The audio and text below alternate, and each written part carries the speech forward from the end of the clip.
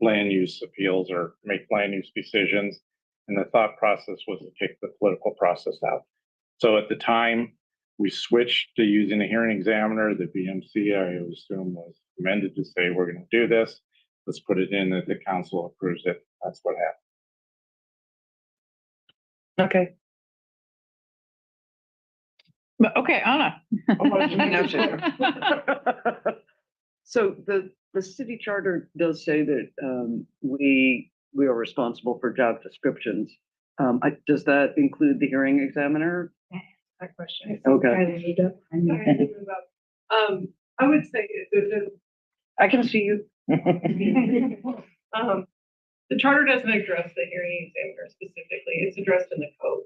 Okay. And so it's delegated to the city council decided to have a hearing examiner and then set this process up as to how they would be selected. Okay. So would it be unlegit to see Peregrine Stoker? Do I have that correct? Resume and And that's what I asked. Councilmember Coughlin asked for the RFQ. I said, do you want the RFQ or do you want his response to the RFQ? So I put in the packet what he asked for, which was the RFQ. I'm happy to put his credential and his proposal in if that's what you desire, or share that. I don't know if that's normally put in the packet. it is for commission appointments. Because that's really all I know. Is it? Is it legit? I'm just concerned about HR stuff. We don't. It's a contract. Okay, a contract is totally legit. Yeah. I can tell you what I know about it. So, I know Peregrine was a employee of the Division 2 of the Washington Court of Appeals. He was a writer, meaning like land use appeals that went to the appellate court, the court in between the one in Port Orchard and the one in the Yes. He worked there, and then he was a writer at Sound Law, and then he has several hearing examiner contracts now.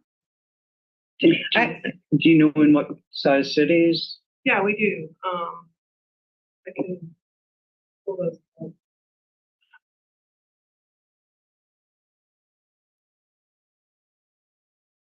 Like some cities, their only problem is like instead of painting your picket fence white, you're painting it ivory. So That's an HO. while you're pulling up that information, Kylie, so that's probably something that you could send to us and have in our packet, and maybe we can process. I mean, just putting it out there, we can process it at the prior to the briefing next week. Okay. And then I don't know, were you done with that? I was just kind of okay. What would you prefer? I prefer to be kayaking, but I'm here with y'all, and that's still fine. You want me to just kind of read a little bit? Yes, Okay. please. So Laminar Law, which is the law firm that Mr. Sorter started in 2023. Prior to that, he was the managing attorney and chief legal writer and pro tem hearing examiner for Sound Law Center.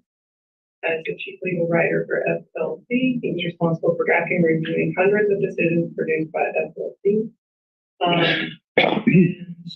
Currently serves as the hearing examiner for the cities of Woodinville, Port Angeles, Quinn, SeaTac, Arlington, and Ocean Shores. He's also served as a pro tem hearing examiner, and pro tem means substitute. Yes.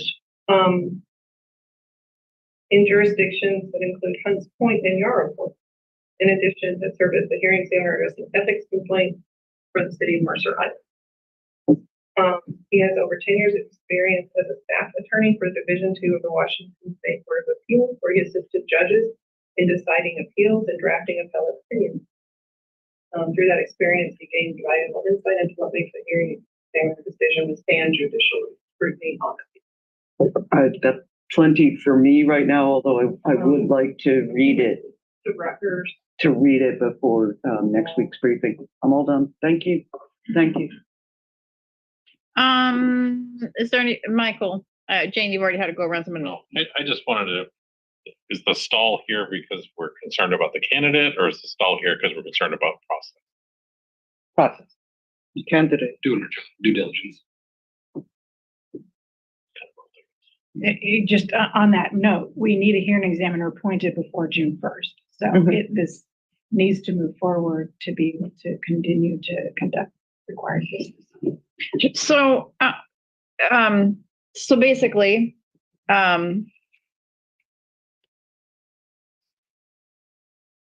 you need to have us put, I mean, you need to have somebody appointed prior to, we only have a couple meetings left here before June 1st. We only have one council meeting before June 1st. So counselors, I would love to see information and maybe, and I feel like maybe like what we're missing here, it's been heard loud and clear that they'll include it next time too. But you still want to review the candidate information. And so, Director Spencer, you'll be able to provide us with that tomorrow or the next day for us to put in our packet. Is that okay? Correct. Yes, thank you. Provide it to council staff who will add it to meaningful. Thank you. And I'll just repeat that this is the exact same process that we did last July, August to get an appointment, which was, we'd still have that hearing examiner today if it weren't for what the governor did, stealing away. Jane. Yeah, I want to make it really clear that it's process. It's not the person. He sounds well qualified. Of course, it's always better to be able to read it, but I'm unhappy that the former city attorney probably took away some things that council, I think, should have some sort of. That's me. Anyway, I'm sure he's fine. So what I'm going to put into the packet is his RFQ response of just the credentials that Kylie was reading from that document. There's several other documents that he submitted with his materials, includes other decisions from other jurisdictions. I am not going to include that in the packet because I don't think it's useful, but just his credentials and who he is what I would anticipate, unless you tell me you want that. Okay. And, So just to get due diligence compared to the other 3 applications, walk us through the decision process on, it was cost a factor in any of them, or was it just solely based on experience or et cetera? Cost was a factor of availability to ensure that they weren't overloaded. We had an issue with, we're still waiting for some decisions from our prior hearing examiner and trying to get resolution for that. So looking at workload availability, as well as some of the big firms, if they choose to do hearing examiner services, they are also representing clients and potential conflicts of interest. So we wanted to select the hearing examiners that they only do hearing examiner work, that they aren't actually doing representation for clients as well. So that was a consideration. Perfect. That sounds great. I guess my only last question is, does this person have any like previous interactions with the city in any legal capacity or personal capacity? As I said, he worked for Sound Law Center, and he was on most of our hearings in 2020 and was helped probably, I'm guessing, drafting the final decision. So he's observed our process and is familiar with what we've done. Gotcha. Okay. As Sound Law Center, SMC. right. And so they were, if I remember again, they were assisting with the previous Sound Law hearing Center. examiner before the last one. Right. Yeah. Okay.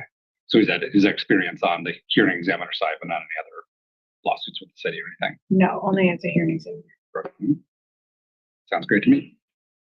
okay, council. So, it sounds like, Director Spencer's going to get us some more information and, we can process it at the agenda briefing, but do you want this to be on consent or general? Consent. Yep. Mhm. Well, okay, consent for now, and then we'll talk about it at the briefing. If we need to pull it down, we will. Kylie made a print, and I'll just leave the print with you, Council President, and Thank you. what I will upload into the agenda system. Okay, thanks. All right. Thank you, Director Spencer. Human Resources Manager Charlotte Nelson. She's not gonna be here.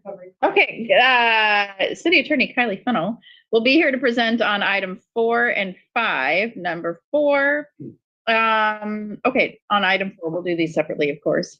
Proposed ordinance amending section 2.50.032 of the Bremerton Municipal Code entitled Actual Salary Rate. And Charlotte did take this to finance committee.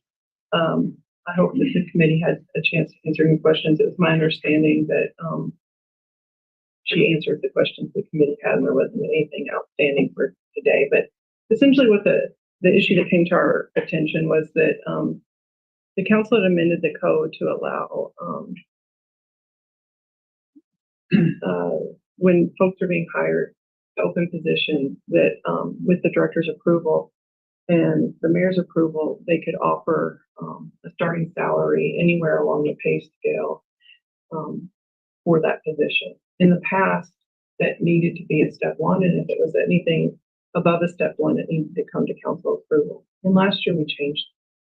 What came to our attention is that further down in the code, it talks about moving people from positions within the city. So if you're an existing employee and you move into a higher position, you are still required to only go up to that next level and over 1. And so what this means is that if that person quit and then applied for the open position, the director and the mayor could set their salary higher than if they just applied within as an existing employee. And so what we're asking is to make it the same. And I can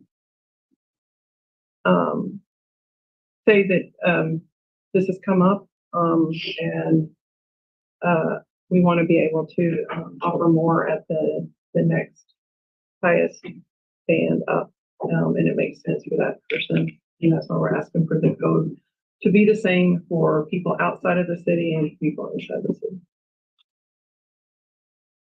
Thank you.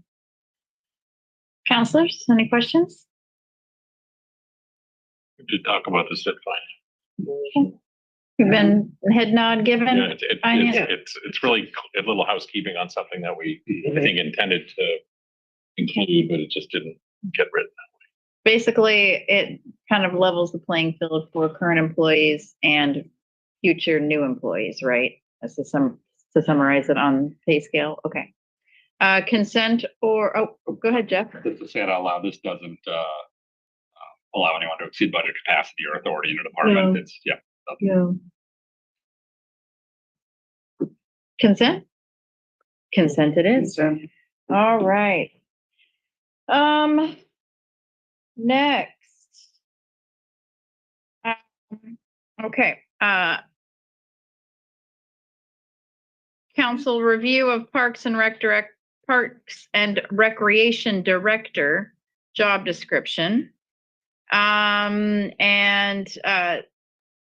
It says to note that BMC chapter 13.15 titled Parks and Recreation Commission was added to the council packet beginning at page 42 at the request of Councilor Coughlin.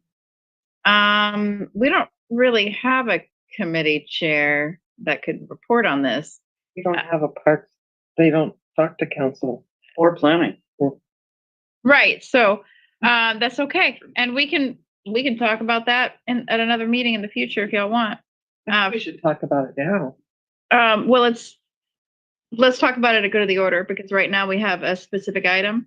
Council review of Parks and Recreation Director job description. The subject of committees could be a go to the order conversation. Let's circle back to it. Here to present. Once again, not Charlotte. No. Right. We have Kylie Fennell, and can you please introduce yourself? Leanne Denton, Leanne Denton. Yeah. Okay, and what is your role? Human Resources Analyst 2. Thank you. You're welcome. Okay. And so I'll Save your timesheet. I'll just I mean, you can see what we attached. This was just sort of throwing out what we thought would be helpful for the discussion. So we put in the job description as it is now. We put in the BMC for just the Parks and Recreation Department. Councilmember Coughlin asked to add the Parks and Recreation Commission, so that got added. And then, we just pulled some other cities that we thought would be helpful to look at, had similar positions, and then sort of how the conversation got kicked off to review this, council members, Fry and Mockler had, some emails, and then, Mayor had an email. And so that was all included in the packet, and, we're here to take your input and then hope to have this, updated with how the council wants, and then back it before you for approval so we can, get going. Okay, thank you so much. And thank you for being here, Ms. Denton. So we have, several recommendations for changes, that are out there. So, I'd like to, let's look at the packet. Who's the first person in the packet that has feedback listed? Well, who would like to go first on this conversation? Go right ahead. Jeff, go right ahead. I see you. You're looking Sure. around. Go right ahead, Jeff. Oh gosh, my notes. So I have kind of two trains of thought. One is suggestions for additions to the job description. The other is a little broader, and so council strike me down. I was kind of wondering, with the absence of a director, it kind of leads for an opportunity to just step back and look at the department structure and city as a whole. And some cities have a combined public works and parks. Some have it, from what I see, broken up into more like engineering capital projects versus continuing maintenance, blurring the two. I don't know if there was an opportunity here to take a step back and look at that, if council had any curiosity to delve into that at all, or parks in general. For mayor, if there's been any conversations in the past that's been kind of explored. I mean, I think it's from searching I could do is more common to have a separate parks department, but some are combined. So that was kind of one before I get into the nitty gritty. So you want to have a conversation about, do we want to restructure administration? The administrative departments? Job duties and functions within the city. Yeah, Okay. which is our purview. Okay. And I don't know if Eric has history on if this has ever been considered. I just wanted to make sure we weren't just bulldozing, straight ahead of the director's absent, but just quickly fill. And I just want to make sure if we had an opportunity here to take a pause and have a conversation, I just want to put that out there. Okay. Did Eric go? Yeah. Okay, historian here. Yeah.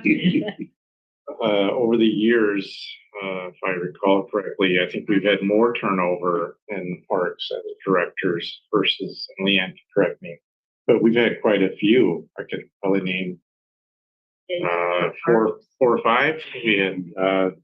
We had Jim Spencer.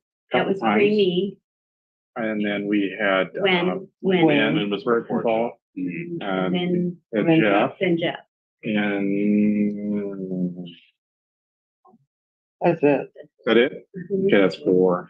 That's three. Well, Jim came twice. Oh. He was there and left and came back. So there was someone else, I believe. Tom shaking his head. There was someone else. Yeah. Anyway, the point is that during those times, there's talk about, we had one former council member brought up the efficiencies of public works and parks being combined. And I briefly recall the conversations. We decided not to. Tom probably could chime in. And I don't want to disparage public works, but I want to think that the theory was something about, you really want public works trimming the trees? Have you seen some? I'm not picking on you, but you guys are road guys. You're not nature lovers, and They took I'm stereotyping. I apologize. If you want the Parks Department, we can have that discussion. But anyways, we're just talking about really different scope and mindset and purpose for the city. And the decision at the time was, no, let's not reorganize. And I think we've had the conversations a couple times during periods like this right now. I will tell you that I do know, at least at the time, I don't think it's changed. The City of University Place, the Public Works Director, also runs Parks Department. Port Orchard Planning, Port Orchard as the well. planning department in parks, the parks is under planning. Yeah, so it's not unheard of, Both those and City University Place is a well-respected city, it's about the size of ours. So I'm not saying, I'm not against it, I'm just saying, that's the history. Yeah, no, I appreciate that. I guess in that vein, so when there's like maintenance, like the water fountain needs to be fixed at a park, or a gazebo needs to be fixed, or playground equipment, right? Kind of aside from the landscaping, is that all park staff? Is that sometimes public works staff helping out who clearly have experience? They have their own capital plan that they deliver. Like right now, we're assisting with a boat. Picking that up to try to make that repair. But yeah, they do their capital improvements, their operations, and maintenance. Public Works is responsible for all city buildings except for the Parks building. Parks manages all of those. So yeah, they're a separate department. Let me just ask a question. Is there an opportunity there for combining some personnel? If there's maintenance techs, for example, that could work on both, or So I didn't come here ready to answer these. no, sorry, questions. yeah. But I gotta tell you, just from a span control perspective, I've already got half the city's budget and a third of the personnel. Yeah, Right. yeah. I'm at capacity. Is there any opportunity to offload any component of public works into parks? I do always worry about that with the discrepant size of departments, but I got something to build on that. I think we didn't bring this up before, but I just saw that Public Works is a different part of the budget. Parks is in the general fund. You're gonna complicate the heck out of things, in my opinion. And Mike's not here, but we had the whole deal about the roads and the accounting on the residential streets and the others. And, you know, I think you're gonna have an issue here, but It's already a full-time job for a director.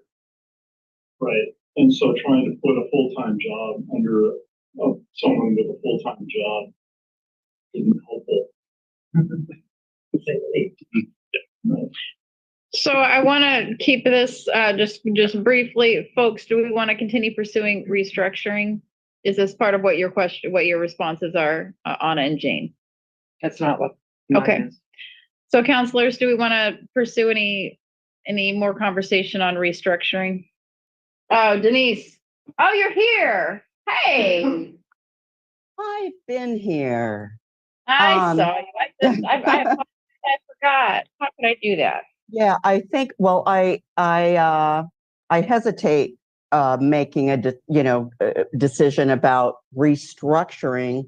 I think council, at least myself, we've been a little bit frustrated just because of the lack of opportunity of oversight with a committee. I also think the job description could be enhanced in a way that would bring sometimes, Director Alavato has been wonderful, and he would agree with me, I know, that sometimes a different person brings a different level of leadership into the position. So I really get what Tom's saying. I don't happen to agree with Eric about the different funding sources because directors can handle complicated funding just like the city can. So I'm not sure about that. My big concern or hope and dream is that we get somebody in there that's forward thinking, that can plan parks and develop parks. As you know, not all of our city enjoys the same level of park and recreation as others. And basically, works well with others and holds their own at the table. And we just need to make sure we can get somebody in. It has been suggested by people in the community as well that we get this under Public Works. It's just like me saying, oh, maybe it should be under planning. Maybe it should, because it's all connected. We've got, multimodal paths being planned through parks. That's Public Works and parks, working together. So how do we make sure, and I think that it's the personnel that make sure like Tom, working very closely or whatever staff with public works staff. So I'm wondering if now is an opportunity, maybe not to restructure because of the structure we already have not being able to handle Okay. Restructuring. Okay, so it sounds like that idea is not gonna move forward for now for the Yep, conversation, maybe next time around, but it was a valuable conversation. Thank you. And then I'm gonna go ahead and pass on to the next person. So Anna, I think you were next. Okay, great. Just really briefly to respond to you, Jeff. I think we want somebody who is there for parks. And like grass, trees, flowers, refuge, refreshment, mitigation of the climate crisis. I agree with Denise that reworking the job description is of great importance. That's why I've proposed someone who is expert at grant writing and fundraising, because council has done everything we can think of to find the 300 to 400K per year that we need for the additional operations staff, and we've come up with bupkis. So I think that finding someone who responds to the needs of Bremertonians as expressed in the park survey that Paul Dutke presented to us last year, when he was still a member of the Parks Commission, is a way to go of like giving people what they want. The other thing I wanted to say is to make sure that in the job description, it's included the other things that we often forget the parks director is in charge of, like the senior center and Jarstead Aquatic and all of the various other facilities. And, I can say a whole lot, but I'm not going to because I've already included my email about what I think should be added to the current job description. Well, so can we circle back to that? Because if you're just gonna, That's what I'm saying, I'm done. but you're not done, because are you making any proposals for changes?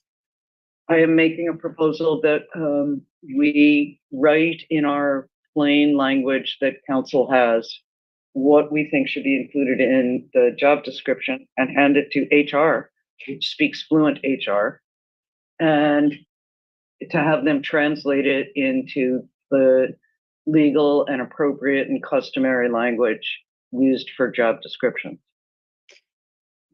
Okay, so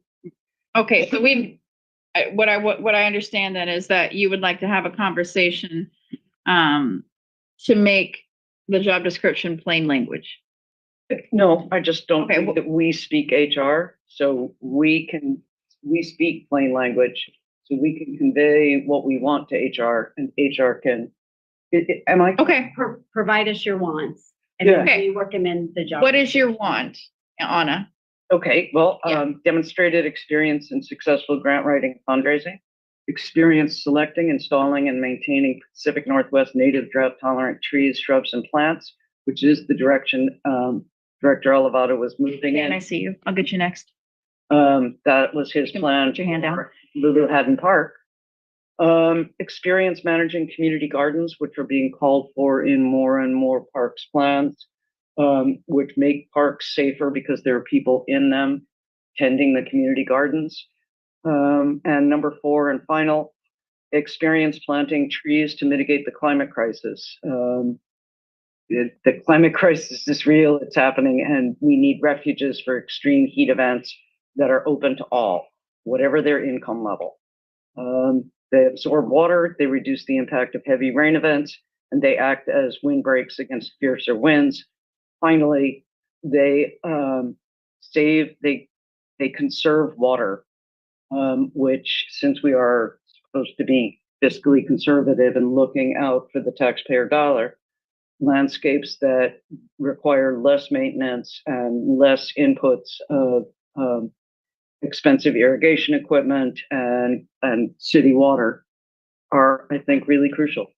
Okay, perfect. So let's have a discussion about Anna's proposal until we reach consensus on what to do with it. Michael, All of them.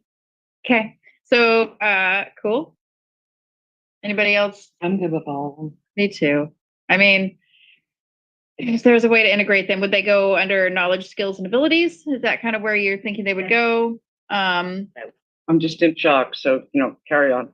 No. Yeah, I mean, and whatever and I think what Anna and I think what now we are, well, I just want to go around the table, actually. Eric, what are your thoughts? We're not all in unison on this. Yeah, okay. First of all, I don't know if the mayor is trying to crack a joke, but I laughed when he's in his letter. He said we're eliminating our candidates if you put the Pacific Northwest plant knowledge in there, and I totally agree with him. And I laughed too. So, look, however you want to look. Okay, I'm looking at the position description. It definitely goes back to like the 80s. It needs to be revised, and I write enough position descriptions for my other job.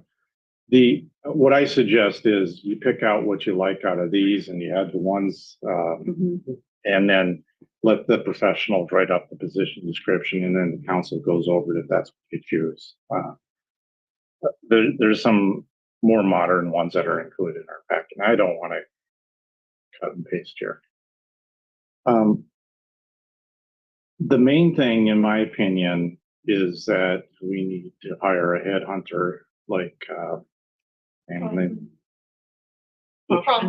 Prothman, which we've used in the past, and don't limit it so Pacific Northwest plants or whatnot. You can use different words, but whatever, sustainable forest mat, whatever.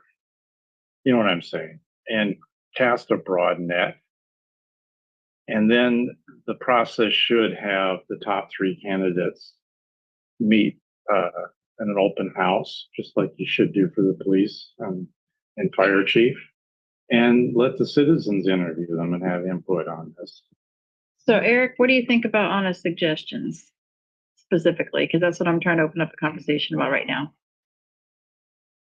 Well, you heard my suggestion about the Pacific Northwest Plan. So no knowledge of PNW plan. So you can reword that because look, you're going to put points on this when you rate these candidates. And if someone from Dallas, Texas has got everything that checks the box and has this wonderful parks program, all the citizen involvement, does sustainable practice. Do you have any experience with public Pacific Northwest plants? No, I'm born and raised and lived in Dallas. Oh, crap. You're not going to make the cut. So don't do that. I mean, it can be reworded. The stuff about climate change, really, I don't know about that. So, but I'm the minority here. I think I'll shut up. You don't have to shut up. I want to just talk quickly, and Jeff's been there at the KRCC meetings. We saw a really slick integration of climate change into some criteria for our competition. And it was a very simple change. It was just the addition of climate change into one of the criteria points. And so I think it would be a smooth transition to have these points integrated into the verbiage that's already here. That's my opinion. And that's what y'all do. So Jane, did you have a point on Anna's points? No. Okay. Yes. But I kind of in between what was said is like, I think the job description could be about, for instance, Northwest Native Plant. Doesn't mean they have to have the experience. That could be the plus. But once they're in the job, they're not bringing Dallas Parkscape, to Evergreen Park. They're going to have to get up to speed. They're going to have to learn, and they're going to consult the right places to make sure we're doing Northwest Plant. But yeah, the idea was not to necessarily be exclusive, but like an ideal. And for things that, sometimes when you apply for a job, there's the, skills, and there's sort of the bonus skills or something. So Mayor had his hand up. Yes, Mayor. I was going to offer to Colette Burnett is an ex. She's our parks planner. We actually have an in-house parks planner. We're lucky to have that skill, and so she has expertise.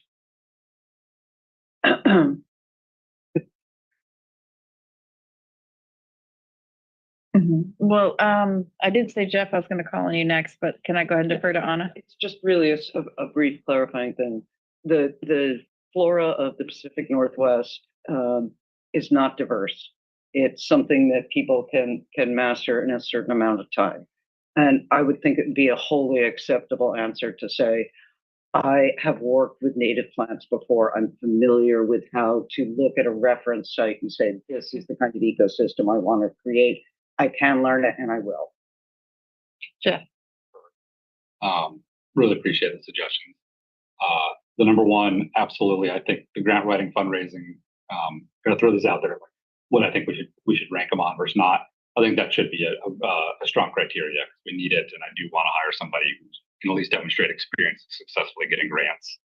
I think I'll echo similar comments on the native tree. The nice to have, I wouldn't put it as a requirement, but an extra nice to have. Community gardens, I think, yeah, absolutely. God, Nick and I had a garden there for like 7 years, blueberry. Yeah, that's definitely that is a criteria to add in. But then similarly on specifically climate crisis, maybe a nice to have on knowledge. I don't know how to put that into a job requirement. That's my thoughts. HR knows how to. That was, Yeah. I think climate change is pretty well used within Yeah, other, the climate change is a, As a requirement or preferred? Oh, I would not say requirement. it's in our comp plan. Yeah, Just want to limit candidates if they're again shining stars. Well, but- Except, yeah. but they have to follow our comp plan. They already have to do, no matter what it is. Yeah.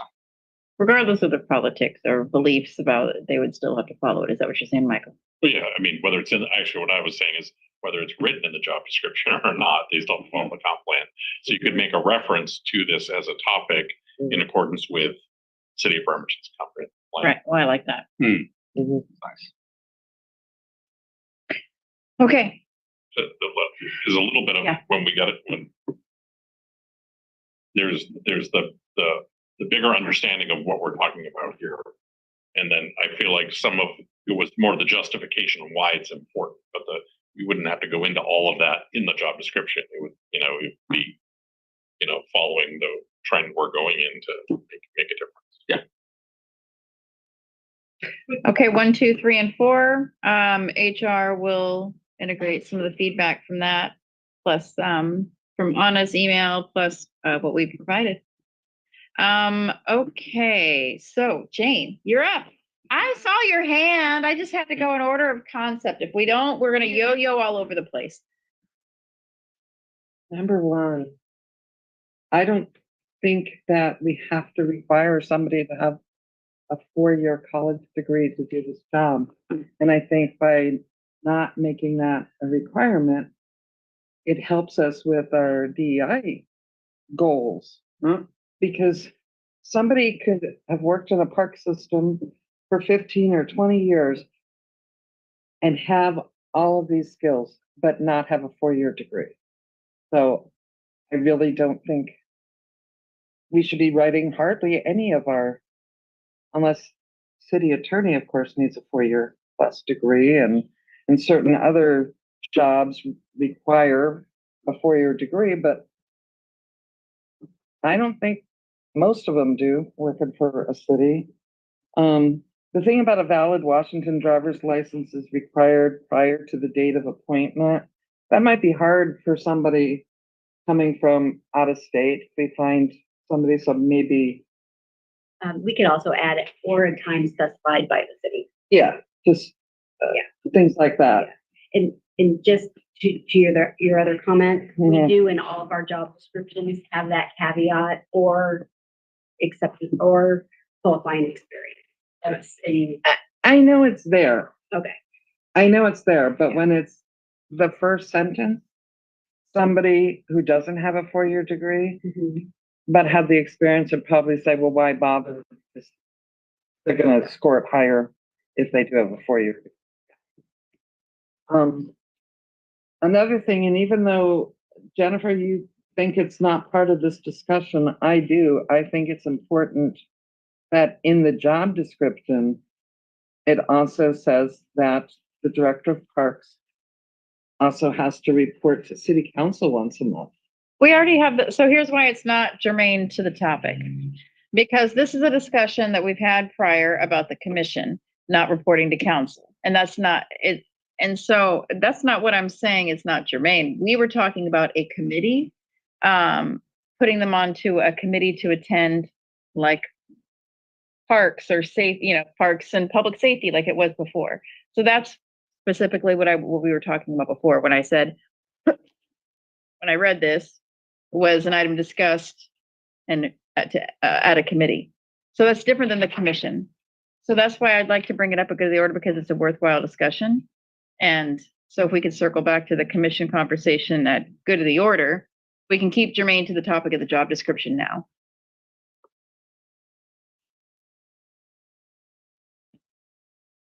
I disagree, but okay. What then? Go right ahead, then, Jane. If it's not in their job description, that they do have to keep council informed, and that they only have to let the mayor know. Like, for instance, Haddon Park. Nobody knows where that's at except the mayor, right? I don't. Yeah. So if they don't have to report to anybody, to the mayor by their job description, then that leaves us out of it. And it leaves the whole community out of it. Okay, so do you mean committee or commission? I don't care if we have a commission or a committee, but I think we need to report to council at least once a month. Okay. Just like all other divisions except planning have to. So totally germane. So this is not what I was talking about before. Where do you get that they have to report Yeah. once a month? Why do I think they should? Yeah, and why do you think that they have? Or other departments do. 'Cause they Where don't. other departments do. They we don't. have- They don't. They don't. They don't.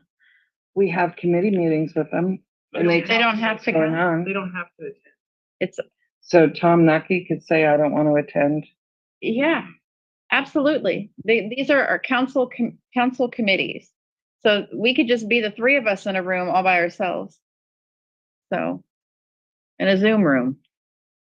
I hardly think Which- that's how the mayor wants to run the city. Oh, I hardly think that's how we want to build a relationship with them. We want our relationships to be strong with administration so that they continue to come to the meetings and collaborate with us. This is a collaborative process. The council committee meetings, we could sit there and talk about parks all by ourselves and make policy all by ourselves without input but they want to be part of that discussion too, which is why it's collaborative.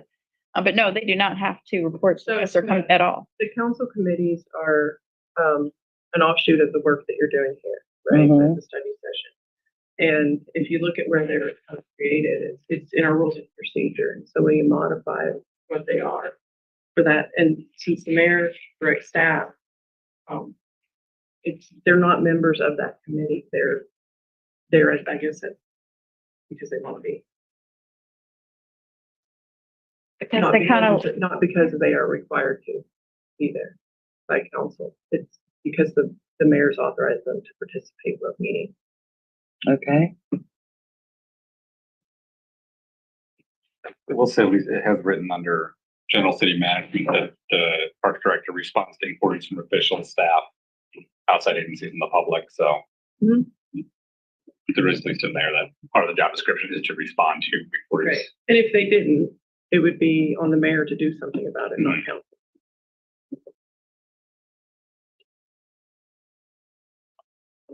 Eric. So I just want to stress that in addition to the ideas that the 5 things that Hannah mentioned, please look at the examples in the packet and update the position description as it's currently written to incorporate some of these more comprehensive items that the other cities have. For example, I think it was Marysville, one of them talks about experience running a golf course. That is not in our position description. That's a huge thing for the city of Bremerton. This has got to be overhauled by HR, and we shouldn't be. I mean, you can add those things or whatever on your wish list, but please look over the whole thing and come up with a new position description for us to start to look at and say, yes, we want that. No, that's not important or what. Yeah. I am going to agree with Jane on the education thing. I am going to agree with that. If you really think about it, you know, my son's going to graduate and whatnot. The requirement for college, that's something that's interesting. If you don't need it because you may need it because there's educational licensing requirement, i.e. attorneys, a police officer, various things. Break the barrier. If they have the experience, including public speaking, presentations, experience in Parks and Rec, lead an organization, all that. I don't care if they got a degree. You know, I got my degrees 30 years ago. Do you think I remember anything from back then? I think I'm going to be modern on this approach. No, toss it. And don't, so, or you can say, don't even say that. Basically, the equivalent experience you have in there, but don't, in our current one, it says must have minimum, and it does say a degree. Strike. I'm good. Must have graduated from high school. No. But why do anything? See what you get. I could have somebody who worked for New York City Parks from the time they were 14 years old and learned all kinds of different things and has new ideas and comes here ready to try it out. I think by giving those things, you're limiting who can apply for jobs. They're not going to be able to write a great letter if they haven't made it through high school English, of course. I never made it through high school English. Can you write a great letter? Yeah. Okay. Okay, but I got my GED. So, and also several other things after. My GPT. But I'm just saying, like, you know. From a New York City high school. Well, I'm just saying, I think if we're really serious that we want to start opening up these jobs to everybody in our community and other communities, that we have to start somewhere. So I'm going to call on Denise next. It sounds like, I mean, is there support for striking out the language for minimum required 4-year degree? Yes. Okay. Yeah. And then Denise, how do you, go right ahead and speak, just specifically on the 4-year degree topic. Well, I don't think it comes as any surprise. I've been very honest and open about this, but because of challenges in my early life, I never graduated from high school. And I've run, organizations and been a part of national organizations. I'm not saying that works every time, but I think if any city's going to get rid of a barrier like this, it's Bremerton. So I'm all for it. Okay. Awesome. Okay. Who would like to take a stab next at change or revision suggested wording? First of all, I want to circle back to what Eric was saying before, that I agree with, that we should have an updated job description. It's hard to sit around. I mean, we know roughly what goes into the parks role, but if there was a proposal that integrated some of the wording from the other job descriptions brought to us next time. And I guess, Eric, go right ahead. Well, so the whole point is, look, the person reports to the mayor, let the mayor work with HR and say, this is what I envision the next park Right. structure. And then let the council say, okay, that's great, mayor. We like all the ideas, but we'd like to add this on there too. That's important to us. So that's why I'm saying HR, but it's really the mayor. It's his input. It's his director. I think we could throw out some more concepts or ideas, and like I said, some of these other ones have great information, and I think we can shine it up at the end if we feel something's missing, but that's not necessarily our job to write it, our job to approve it. Can we put under the job description the thing about the golf course? Like, y'all think that's a good idea? I know you don't like the golf. No, you don't think it's a good idea? I think it's a good idea. I'm just checking in. Okay. How about multi-sports complexes, like the potential Pendergast? Complexes or Lions. Okay, Anna, go right ahead. The golf course has a manager. Pendergast has a company that manages it. So here you're looking for someone who can manage managers. Fair point. Yeah. The second point, and this actually is something that Denise brought to my attention. I don't know where to insert it in the job description or interview process, but I think it's important that the director have a vision for parks of Bremerton. What they serve, where they're going. I personally would really like Frederick Law Olmsted to come back from the dead, but I feel Unlikely. unlikely, yeah. At least you have a vision. Yeah, I do. Being alive is not a written requirement. So. It's not in the job description now. Does anybody else have any other suggestions on how they might like to see the job description go? Yes, Right. Jeff. I got three that stood out to me. Okay. On the small side, I noticed, so it's parks, but it's parks and recreation, but we also have arts commission. And so I don't think we should use the acronym. It's a little heavy-handed, but some others called theirs parks, PARC, parks, arts, recreation, and culture. And so I think I didn't memorize Like the thing, STEAM, but right? right. And so I feel like a little bit of the cultural arts component was maybe missing from the job description. Ah. So that's suggestion one, and we could stop there and talk, or I could just put the other two on the table. I thought No. DCD did the No, DCD, no.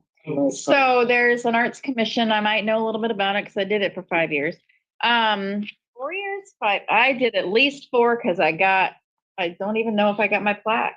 Mayor, I didn't get my plaque for arts commission. Okay, we'll follow up with the new director on that. Yeah, it's under, but it's coded, and y'all know this now, 1% for the arts. So 1% of capital projects go for the arts, and that's under the BMC code. Except utilities. It's put under, the Parks Department to manage, and so a lot of the art, the Quincy Square art, the Washington Avenue art, nearly everything art, the Arts Commission will want to have purview over, but we do defer to them. So I definitely like where you're going with it, to have that somewhat mentioned. It's becoming such an important component of our community. Not that it hasn't always been, but yeah. Okay, anybody have anything to say about arts and culture? Jane? I agree that it should be part of it. I mean, Okay, thumbs up. Okay, arts and culture. So Yeah. we're throwing all these wish lists, and you're not going to find a candidate that checks all the boxes, or maybe you will. So you could just basically not make it a requirement, but desirable attributes include. I think that, Yeah. well, I think, And so then we'll circle back to the golf. I agree, we have outside firm running a golf course. You need to have someone, it would be desirable to have someone with golf course experience to know if you can say yes to certain concepts. yeah, it's an Because expensive this place. is a huge operation, and if you just say, "Oh, you're the experts," or "I'll manage it," no. I would love to have someone with experience running a municipal golf course in their resume. I think where I was thinking that would be a better place for arts and culture is in kind of like what the duties are, rather than a preferred. When it talks about, let me find it. Arts Commission, regular reports. Representative essential duties and responsibilities. Under whatever the category is, that's where I feel it's kind of missing. That where you were thinking, or were you hoping to see it under a preferred, or where, I don't know. Put arts and culture is somewhere in there. Yeah, it's part of the job duties, so someone applying should hopefully be able to do that. Okay. And definitely, we hope to see somebody with golf course experience. Okay, let's move on to the next suggestion. Sure. Number 2 was missing not only this, but some other applications is successful volunteer engagement. I think Parks is a system that especially lends itself to volunteers. I mean, I was recently talking with folks from both officially and non-officially involved with the disc golf group over at Entity Park that really want to get involved helping with making that environmentally sustainable and being able to do that activity while actually improving the park system. I know I get asked all the time from people of, hey, can I volunteer to help? And so, especially as we struggle with budget, somebody that has a successful history of engaging community volunteers and managing a program or being able to delegate it is something I'd like to see in there. Volunteerism experience, Volunteer. managing Coordination, yeah. volunteer coordination. What do y'all think about that? I like that. Okay. Denise, I missed you last time. I think I forgot to call on you when you had your hand raised. Do you want to make a point that previous to our previous conversation? I apologize. I waved. because I No, was- no, that's fine. And I support fully the volunteerism. I don't think coordination, because again, a director probably isn't, but engagement, I love that because it happens from the top down. So experience with successful volunteer integration, you know. So like volunteer engagement. Yeah, Okay, That's it. next. Thank you, Denise. Yeah. And Denise, you don't have to raise your hand every time. If you can kind of at a break, you can holler out to me if I'm not looking at you, okay? did y'all hear her say that I could interrupt? I just want to Yes. make sure. Okay, Yes. okay. You Okay, got please it. do. Please feel free. You got it, President Chamberlain. Jennifer here.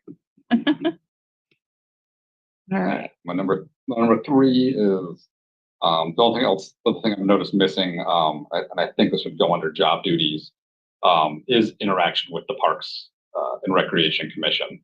And I asked for the BMC there to be included because I kind of wanted, if I can really quickly just read the powers and duties, because it says the Parks and Recreation Commission shall serve in advisory capacity to City Council, Mayor, and talk about policy and plans, management, operation, and it says duties shall include, but not limited to, assisting with review of the Parks and Recreation budget, promoting activities, establishing goals for the park system, and monitoring.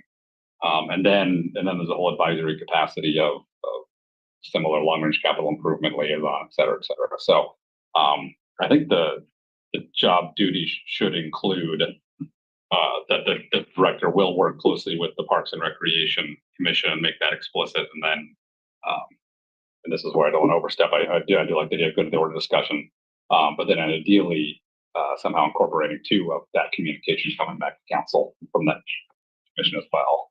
Yeah, I think I'd love to circle back on the commission that go to the order at general council business. Because I'd like some clarity on that code. And so what you want to see is, can you Maybe something about summarize? either a demonstrated experience of working with commissions, committees, experience-wise, and then comes out there. But then also job description duties that a duty is to work with the established Parks Commission and take their input by what the BMC says they should be giving input on. Committed to de-siloification. Separate, but I agree with that. Works well with the department heads, so plays well with others. Okay. So basically demonstrated experience working with committees, commissions, and I'm missing a word. I think that was that, but then the job duties, one of the duties of this job, I think should be explicitly to work closely with the Parks Commission. Okay. And, Does anybody, yeah, go right ahead. and to advise the council? We can't direct administration to advise council. So we can't have that in a job description. I have something for after this. I know you want to stay on this point. Okay. Does anybody disagree with something being added, demonstrated experience working with committees and commissions type of language? I don't think you're seeing any pushback. Jane, go right ahead. I guess this is more of a question. When somebody's applying for a position like this, I can't imagine that they're checking off boxes. It's basically they're being asked to write an essay or something showing, 15 different things or something, right? Typically, if you're Yeah. hiring a headhunter, they have different things that they have to present. Excuse me. Mhm. There's like a cover letter will go along with a Yeah. completed application. Resume, and then usually there's some written. Yeah. Like essay type thing. And I'm sure the cover letter ideally is catered to each job and not a generic cover letter. That's the right way to do it. So hopefully you'll read it. Ideally, right? It happened like my grandson did. I don't want to be homeless. That was his actual cover letter. Let's not make, let's, I mean, it's a fair point. However, Yeah, I hope we're not getting applicants of that caliber. do y'all feel like we have hit enough points today? Because I think administration and HR will probably get together and bring us something reworked. Anna, go right ahead. Real quick, I'm asking council if you agree on this. I think it would be great to have a director who can collaborate, not just with the public, not just with volunteers, but with Parks and Recreation staff. Someone who sees the role as working with, who's always looking to get information from people who are on the ground and who respects their granular knowledge. I don't have no idea how to put that in HR, but instead of a more hierarchical top-down thing, we're somebody who's really wants to hear from employees. That's it.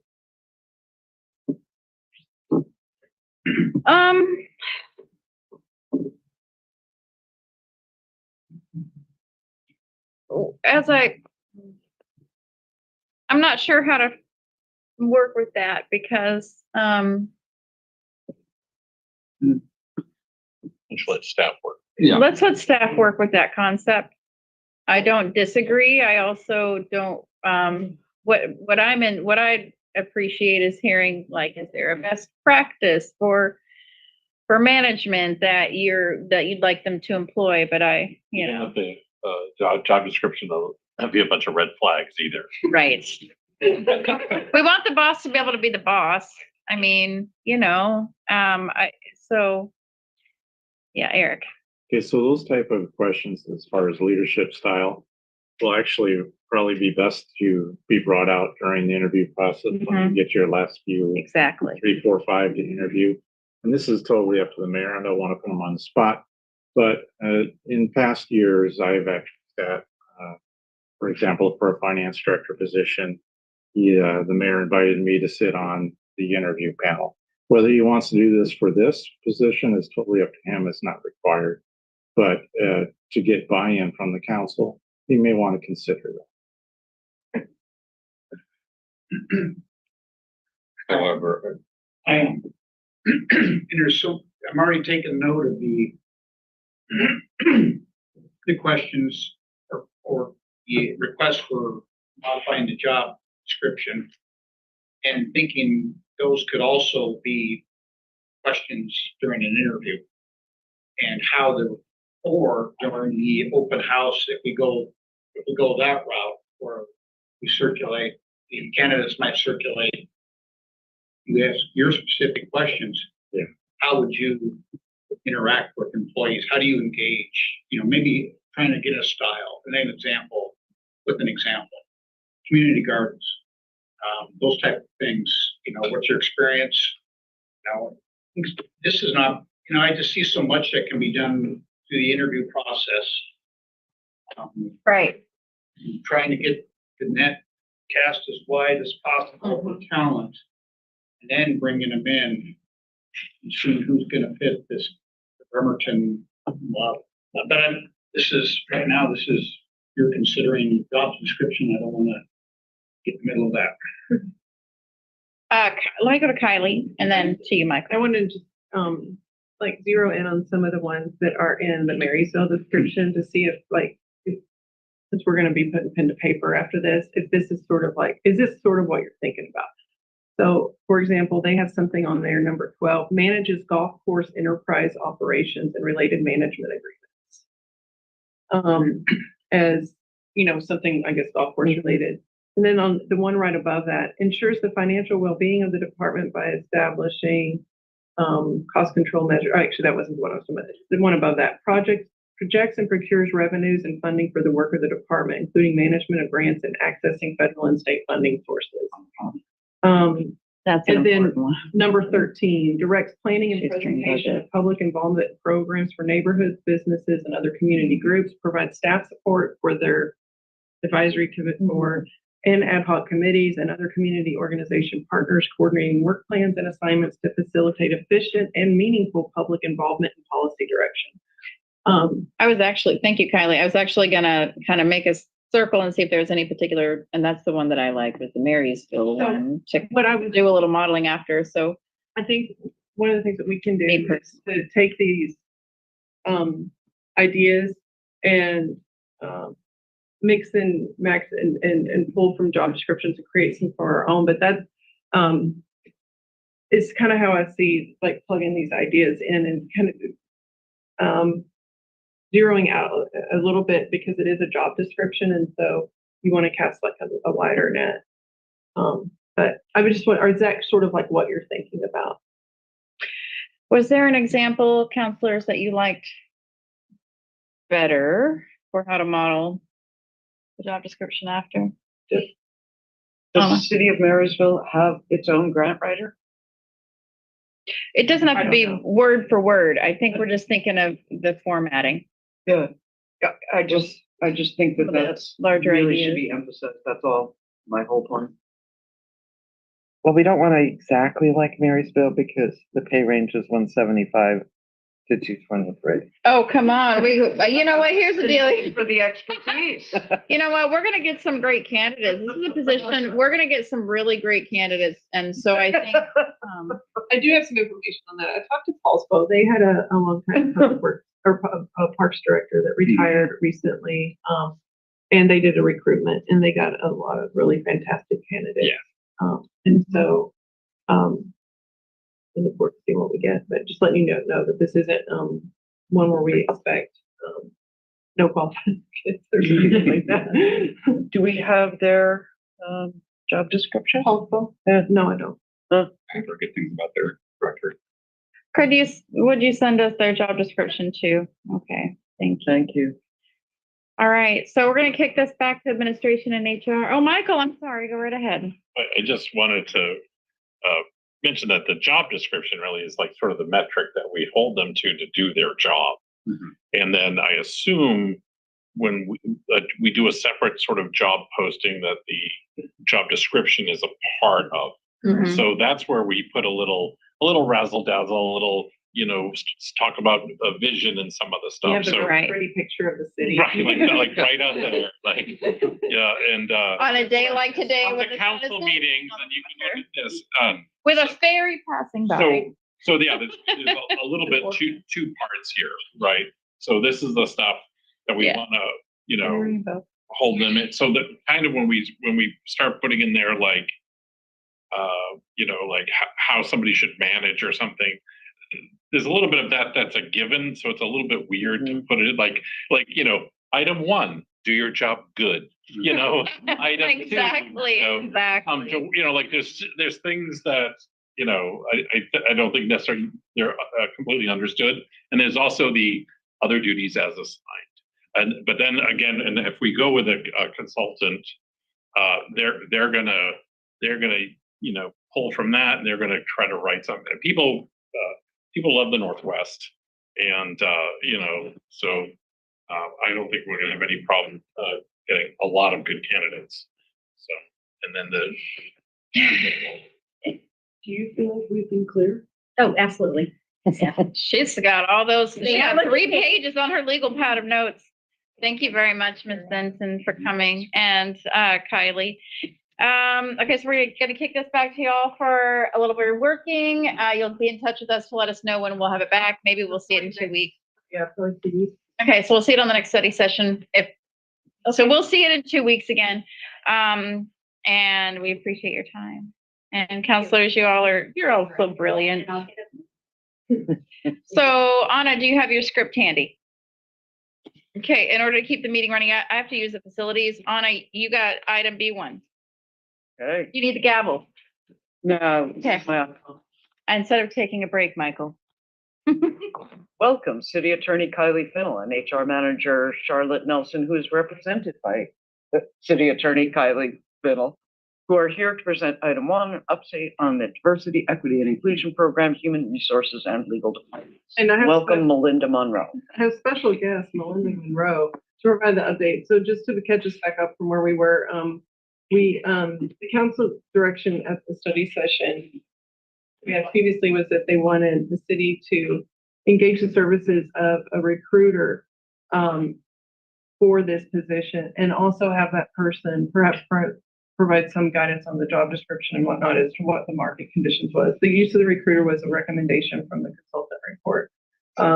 When we talked about that, we had decided that we would go out for RFP, being that that would be like the most transparent process for choosing who that recruiter was.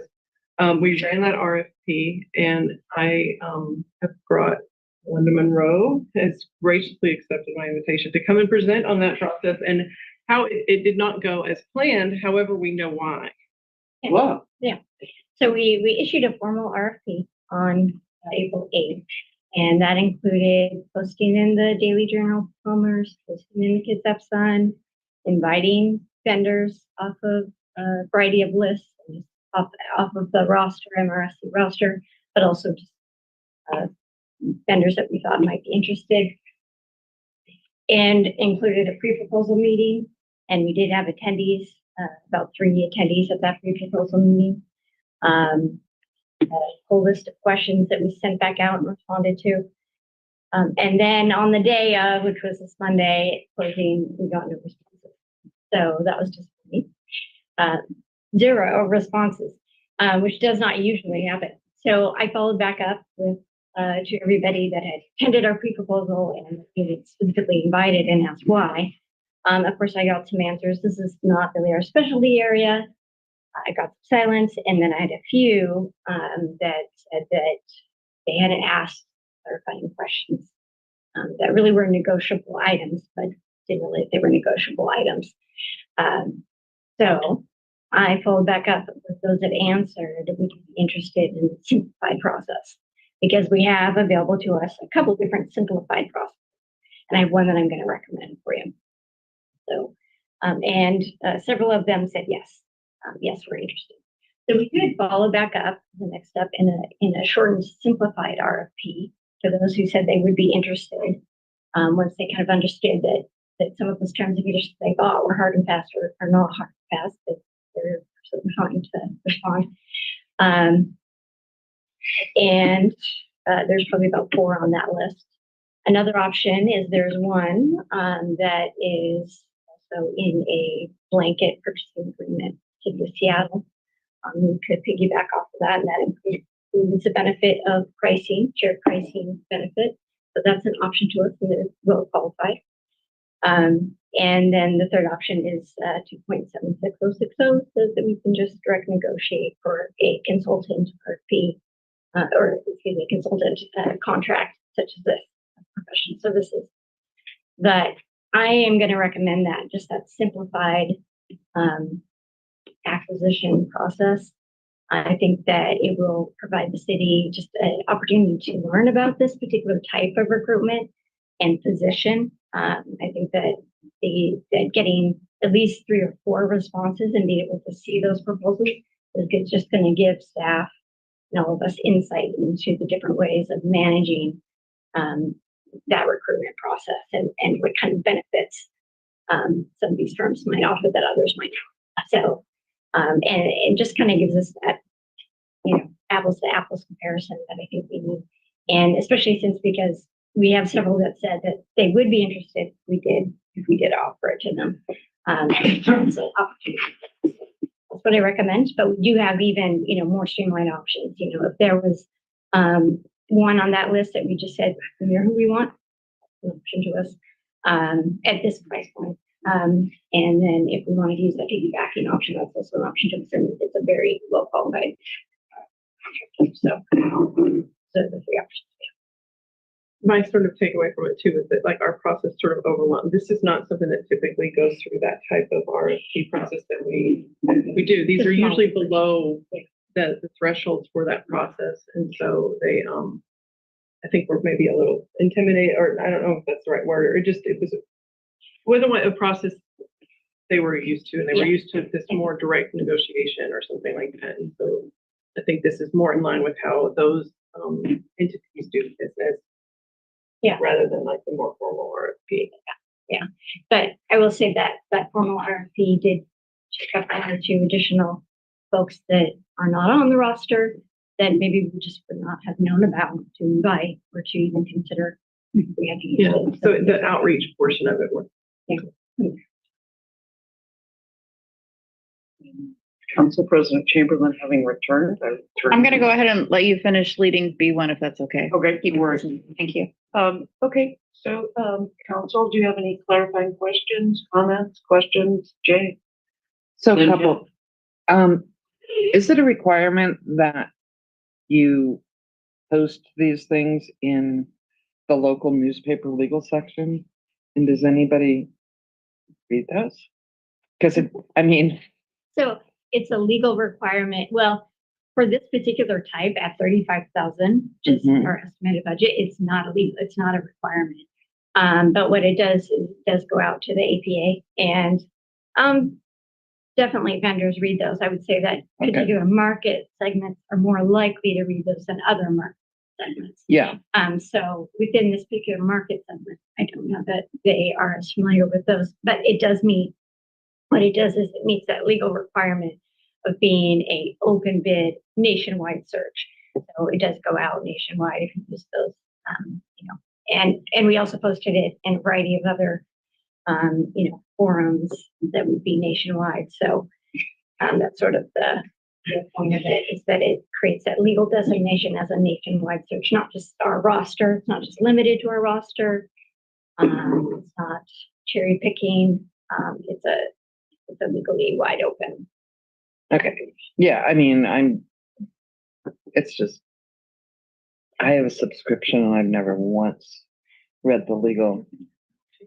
I bet I'm missing out. Yeah, simple's better. I like your idea, and I don't think we should make it so difficult for people to get $35,000. I'm done. Thank you. Jeff, please go ahead. I think the recommendation sounds good, just to ask, is there a significant significant cost difference between the options, the city? Oh, that's it. Okay. Yeah. Michael, go ahead. So it sounds like we're all leaning towards the smaller version. Are you pretty confident that that will net some of the contract with? I definitely believe that will net us one. And would, but I guess was thinking is, like, if we didn't feel that was, maybe then we should quickly move maybe on the city of Seattle's person, I wish Quinn was here. Is it their contractor? So, Is it the person who wrote their It is their their, DEI training? No. Okay. yeah, it's Haven't taken it. It was awful. okay. Yeah, The recruitment it's services. the city of provider. Seattle. Yeah, it was terrible. so that's it. Yeah. Eric, Jennifer? No, onward and upward. Okay. I agree that the simplified process, 35 grand. So odd to me to say, that's not much money. But Make some change. But in the context, are we going to expand that outreach to include at least local, So that first section, organizations? Yeah. yeah, actually that first section that we did do that. And we do have one local that responded back within that. Mr. Harris? Um, Oh, okay. We have an email from him. Right, this is for the recruitment service. Yeah. Yeah. okay. More meta. Oh, okay. Yeah, so we do have one local, provider, within that, even those that responded back to my survey, that's still interested. Great. provided initially. Great. Okay, before I move on to the next item, just making sure we are in consensus that the simplified process will go ahead. Full tilt boogie, that's the technical term. Okay. Great. RTD. Thank you, Ms. Monroe. Thank you, Attorney Fennell. Would you like to come back for like the next? I'm legal here. briefing? I'm Okay. here. Are you guys ready? I'm happy to take back over at B2. So I just had missed the presentation, so I felt at a loss to lead that conversation. All right, we'll turn the gavel to you. Okay, does that mean I get your phone? Cool. I needed a third phone. Okay, City Attorney Fennell. I see I've tried to block them all together so you can just stay up here with the I wanted to go back to. air. All right. Take a 5-minute break. Let's go ahead and finish the briefings on do's and don'ts during election season. Oh, okay, I'm sorry. I'm not in favor of a break at this point. Does anybody else? I thought that Attorney Fennell had to go to her office. Okay, It was just in my third room. Yes. okay, cool beans, thank you. Briefing on do's and don'ts during election season. All right. I'll stand up because I think it'll make it a little bit more fun. Should we stand up too? There till there. Don't make this. Don't do this participation stuff. No, Are we doing an icebreaker? Because I'm leaving. I'm giving the gavel back to Anna. All right. Years ago. So, you all received the guidelines for local officials and employees who engage in election campaigns. To let you know where I received this, I went to a conference at the end of last month, and the PDC was a presenter. This is one of the handouts that they provide. And so, if you look down at the date, it's dated February 20, 2024, relatively recent document. And it walks through a bunch of scenarios, and it provides a helpful chart as to who the actor is and what the action is, and if it's permitted or not permitted. I'm sure that you all read this cover to cover because that's that's what you do. But okay, now I'm going to sit down. That was less fun than I thought, especially because Eric called me out on it.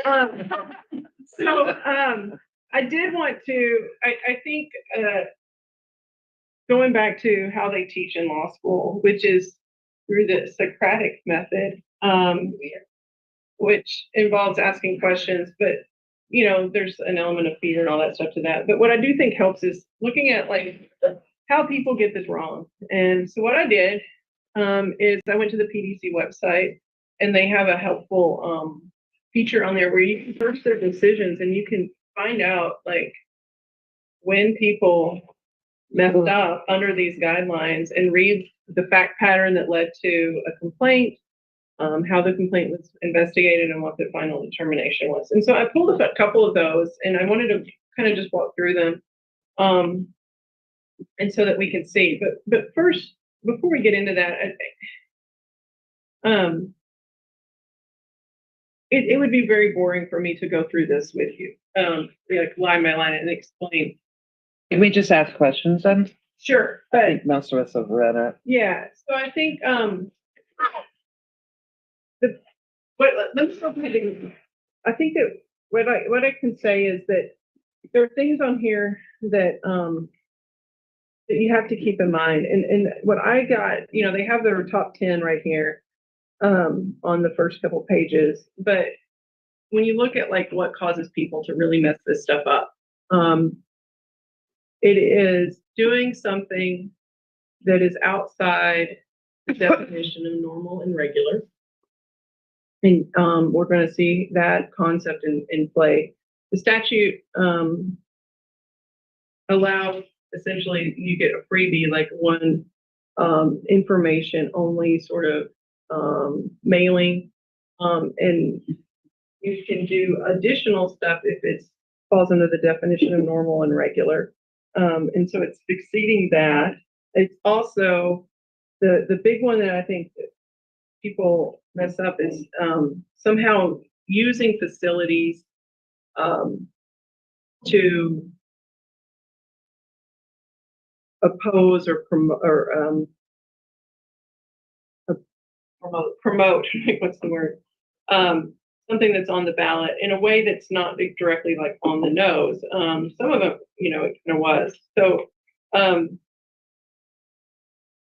what I suspect, just in hearing council talk, what cities seem to be most interested in is the process for holding a meeting where the council takes a position by resolution on a ballot measure, and that is certainly possible. We're going to talk about like some pitfalls that can happen and how we have to be careful after that takes place. And then the rest of it is sort of like what you do with your city email and your staff and that kind of thing versus what you can do as just a regular person in providing information. And so, anyway, do you want me to take questions or do you want me to go through some fact patterns? I'm gonna ask a question. Patterns. Yeah, let's do Socrates. Let's do that. Socrates? Okay. Yeah, I'm game. I'm open now. Socratic method. Whatever. Plato, let's do Plato. So I hold town halls Do the Picasso picture. at a public facility, the high school. I had like our fire chief come and talk about how broke we are in a nice way. I mean, that was pretty much it. And people asked a lot of questions. And then am I allowed to say, gosh, I hope this passes, even though I'm an elected official on my own time in a public building? Well, and those are your community meetings, right? Yeah. And so those are going to fall under public facilities. And so you can't advocate for a position on the ballot. Okay, so So then, you can provide information, and this is Mhm. where it's very unnatural, in my Mhm. opinion. I mean, it's not the way we talk. You don't give all the reasons for something and then zip. But that's basically what you're required to do, and that's why you see a lot of times if it's the official like the thing that goes out by the agency that's running a ballot measure. So I think most people, we see the school districts are like the pros at this, I think, except Mhm. sometimes they do mess up too. But Mhm. it'll say for information only, there's usually this disclaimer that is on their mailings, and it's the similar type thing that needs to be done in public. Anytime that anything that's considered a public facility, which is very broad. okay, so here's another, Can I piggyback really quick, Jane, off of your question? Okay. So you talked about the school district and how they do it. So it's okay, like to have the fire chief come. We're gonna pick on you because you're here. Okay. Maybe we should just talk about Chief Wolf because he's not it here. was great. I mean, people love I'm- talking. Yeah, he's great. And so we can have him come and talk about all of the losses if this levy doesn't fail, but are we required to talk about the pros of a levy failing? Sure. So if the council hosts if the council is going to take a position by resolution on a ballot measure, and this is whether it's one that the city's running or if it's one that's on the state ballot, you have to allow time for both, equal time for both. I'm speaking specifically at a community meeting. Oh, okay. At a community meeting, and so you can talk about factual information, Okay. but you can't take a position on what a person should do. And I think let me go through some of these fact patterns, and I think you're going to see where some of the distinctions are. Thank you. It'll be quite fun. We can play.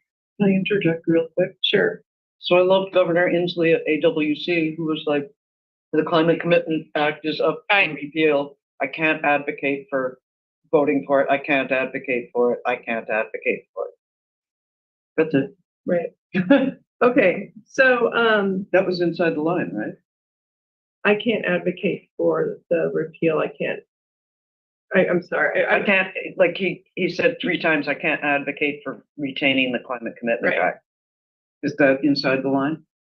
Right. He can't advocate. That was what he But stated. that's what he said. So, That was his word. yes, I'm that's quoting fine him. because he literally was saying, but That's what I'm asking. Is that fine? he can't advocate. Yeah, he can't advocate for a position. It's fine for him to repeat that 3 times? I think that's probably a bad idea. I wouldn't have suggested that if I was advising, but I'm not. Okay, So, thank you. so I would say I wouldn't try to be, cheeky with the PDC. Oh my God. Or the TSA. Yeah. So what these are real life backgrounds, but just to protect the, I'm not going to go through, and I'm going to change them some to simplify it since we're in a meeting, but, so let's say a council member routinely and repeatedly, these are important, communicates with constituents regarding city business, and uses, the banner in the email as the subject line, council member conversation, making this up. And uses those to invite constituents to informal forums to discuss their concerns regarding city issues. And it's an email distribution list that they've curated over time, and they frequently communicate on city business regarding that. And they use that to send out a communication where they invite someone to come to a community forum that then that person in that forum is asking the attendees to vote against a particular initiative that's on a state ballot. Okay. That'd probably be a no. You're right. And the reason is that it's a public, just that email list and the distribution and all of that is a public facility. It's being used to promote, to advocate for a decision. If it was I think if you're going to say like, well, what if it was just information? No, I'm gonna do a choose your own adventure. Okay. Okay, you know those books, right? Oh my God, I love it. If I'd have chosen yes, well, and there was a complaint filed with the PDC. What happened? Yeah. Okay. So so in this case, and this is a little bit of a different, they received a formal written warning concerning the use of their public facility, that distribution list, and that to support, in this case, it was actually a candidate, but for that it goes basically like you've got one strike against you. So if you did something again, the punishment would be greater. They take that, and so they got a written warning. Well, I've already done this twice with complaints against me. I know, not in real life, but in my choose your own adventure book. So how bad can it get? Yeah. Okay, so I've looked at one case, and we don't even, I mean, the highest, there was, the Supreme Court just upheld I want to say $18 million fine. I don't have that in my bank account right now, so I'm gonna stick to your rules. Right, Yeah. so that was against a national organization that was violating this statute with regard to activities regarding The state Supreme Court? Had Well- ignored numerous warnings. Actually, no, I don't think so. I have to reread it, but I just saw that there was a bunch of zeros in it. I'm pretty sure that was, I didn't have a chance, but I thought someone was going to ask me like, what's the worst they can get with that? But this other one has a $10,000 fine. Okay, So I thought this one was really interesting. I can afford that, so tell me how far can I start? Okay. No, I'm just kidding, I'm just kidding. All right. I so, cannot afford $10,000. in this one, the city council they were very concerned about a statewide ballot measure and how it would impact the city's projects and budget. And they wanted to do whatever they could to oppose it and convince, and they didn't want it to pass because it would impact a lot of the work that they had planned in the city. And so the council decided that they would pull out all the stops. So they scheduled a council meeting where they heard public comment on it, and then they unanimously adopted a resolution expressing the council's opposition to that initiative. So that, and this is important too, because this happened, you can follow kind of the council cycle. So that, let's just say that happened on the 8th of the month. And during that discussion and what they were wanting to do, they have a city manager, and the city manager and the council knew that this was going to happen, that there was going to be a mailing out to all of the voters, in the to all the voters, about opposing this initiative. And that was prepared by the city manager. And the mailing said things like, the city council urges a no vote, vote no, and vote no. And then it listed all of the types of stuff that that would be impacted by it. And so the city manager, which I thought was interesting, prepared it in consultation with the public works director as well as the city attorney. And I think then it went out to everybody. Okay. They spent about $10,000 on like the design of it and the mailing, as well as that there was a compensation for staff time. And so, and the council knew it was going to happen, the mayor knew that was going to happen, the mayor pro tem knew it was going to happen. Although when it push came to shove, I don't think that they knew, they'd never approved the specific message. They just knew a mailer was going out.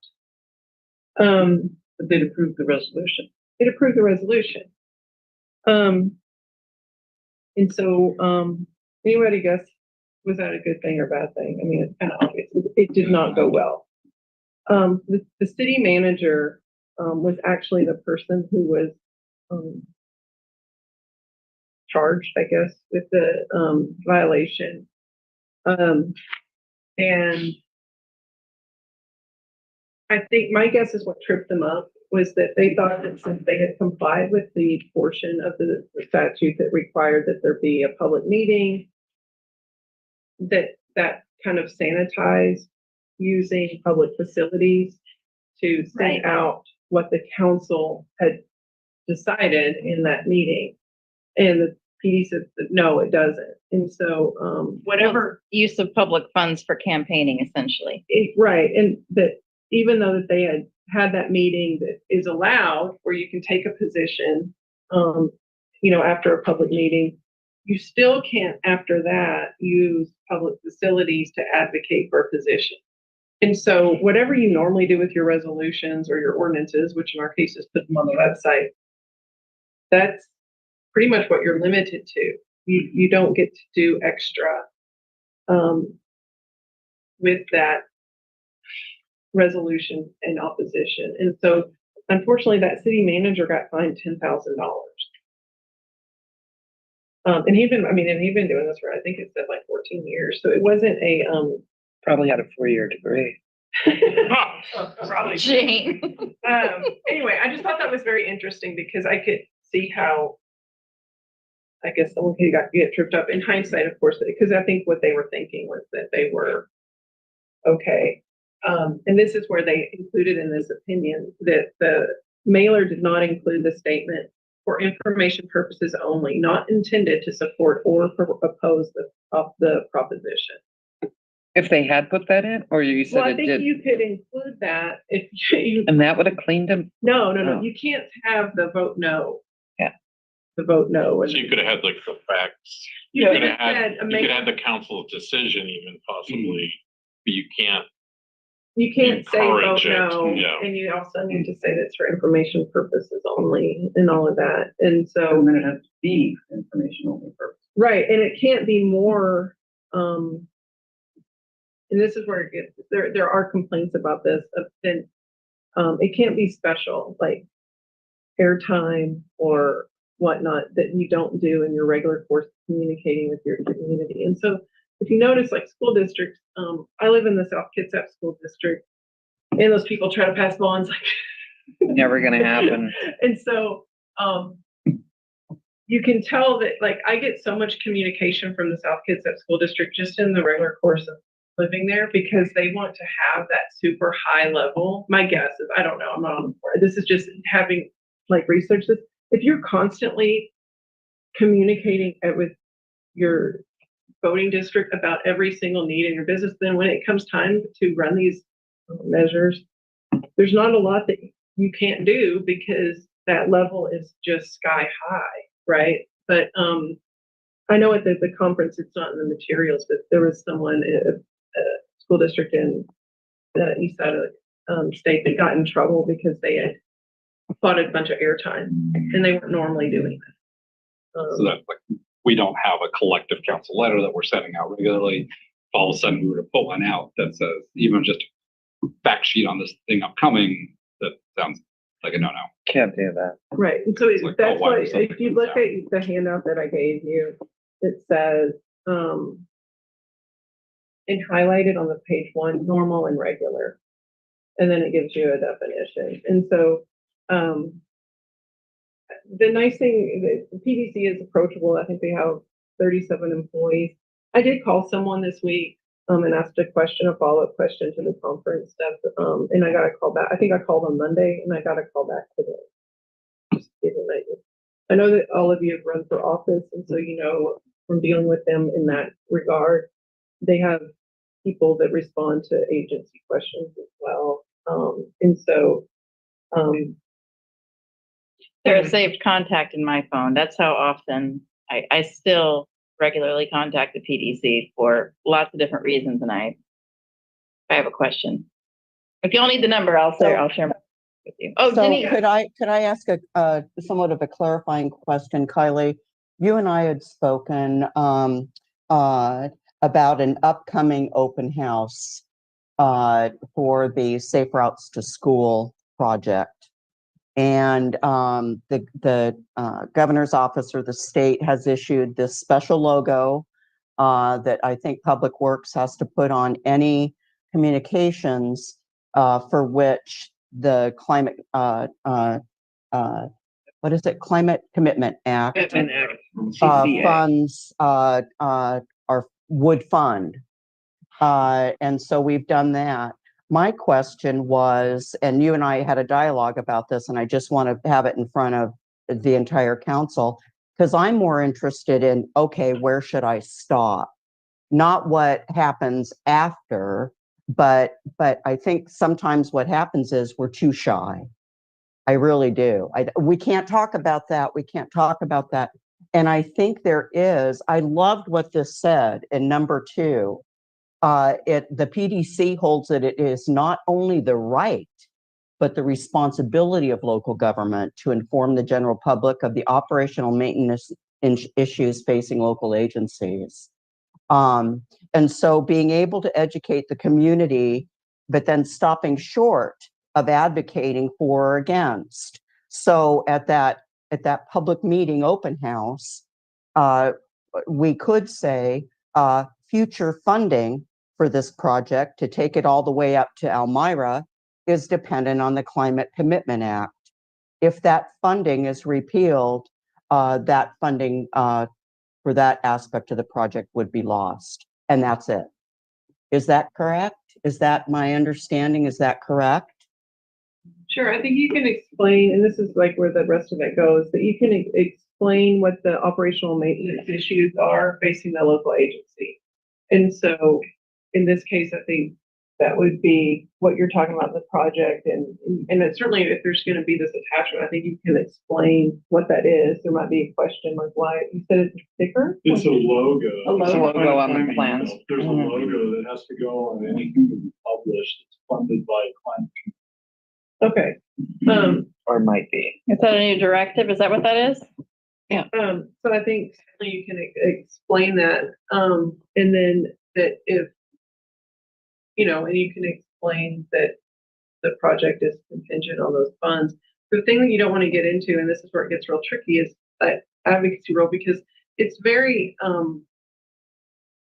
think, when people are talking, especially, this is our more informal space, and sometimes community meetings and things like that can feel even more informal. to take that next step and suggest, well, if, this, then that. And that's where people get in trouble. So as long as it stays very factual about what the project is and what the funding, what the maintenance needs are, and that the project is currently being, the current project projection is to be funded by these funds, then I think you're fine. Okay, okay. All right, thank you. So I did have my hand up. Well, I was told that Jennifer just had one question and she'd go back to me. Oh, okay. You know what? Just speak freely, y'all. You're adults. We're at study this is session. Something that, when we came back from AWC, that we were saying, like, let's list every flipping project we have, that is gonna lose money. Here's what happens if you repeal the Climate Commitment Act. We will lose, what is it, 500K from Warren Avenue Multimodal, et cetera, and just list them. It's like, here's the information. I just want to make sure, when we're talking about hypotheticals, I did kind of want to leave it at hypotheticals and don't accidentally violate the rules we're trying to learn about. Yeah. Just keeping that out there right now, that I know we're all trying to do the right thing here, but I don't want to, in the process of trying to do the right thing, do the wrong thing. So I'll see. That was just going to be said before you said that. So just saying. What? I didn't mean That was legit. right. I'm not Good. right. What I'm saying is, like, Don't be Let's say the specific. state's passing a raccoon law. right. Yeah. Can we do X? Let's make sure not to have a quorum. Sorry, it's an inside joke. The crow quorum. Okay, quorum. Sorry, we'll explain later. So I have regular podcast appointments with Marwan, and he asks me questions and I answer them. We talk about different things going on in the city and things that I agree with or disagree with, or things that voters should be paying attention to, or constituents. I never refer to them as voters. Is that cool? Can I talk about anything I want there? No. Well, I mean, I'm not talking about executive session. So I'm talking about. Can I For a candidate or a condition. Can I pause here for a moment? I really liked your point, Kylie, about using hypotheticals. Right. Yeah, Yeah. that's another thing. So let me also just say that, like, I am always happy to talk to you all individually about whether it's going to be at the city facility, and you can also call the PDC yourself and I'll just do that. but whether you can do that might depend on the history and like what you've been doing there before, and whether it would qualify as a public facility, and that are you getting that space as a council person? And so there might be more facts that are specific, but I can certainly look into any situation. I'll call the PDC. Okay. Thanks. They're good with hypotheticals as well with the PDC. Well, I'll just tell them the truth and ask them Okay. if what I'm doing is okay. Okay. I'm just Say asking for a friend. Just say. Geez, I mean, honestly, they are there to help. And I mean, every time I've called They are very His helpful. name is Bunbury. Scott, Scott, do we know who's Scott? So the thing is that you'll probably talk to different people, because I think the election side is different from the public official facility side. I think we've all talked to both sides. I think Scott's our man. We have all Never talked talked. to anybody. All right. Well, if you do, we will that's recommend. they're Scott. used to filling out forms all day long. Okay, did you have a question? You're looking at me like you have a question. Okay, so if you're ever interested to just see the dirt on other cities and their councils and their mayors and how everyone's gotten in trouble, it is all on their website. And you can read, and it's a very good learning experience, because all these people have good intentions. All these people, I don't want to say they all did. I mean, I'm sure there's some on there that were like atrocious, but you can filter their decisions by like who the actor was, to kind of get ideas and fact patterns of like what was given the thumbs up, and you can get an idea like what Jennifer was saying, as to what the punishments were and that kind of stuff. So anyway, it was interesting. And I'm happy to answer questions, but we can move on to another item if you'd like now. How do y'all feel? Break.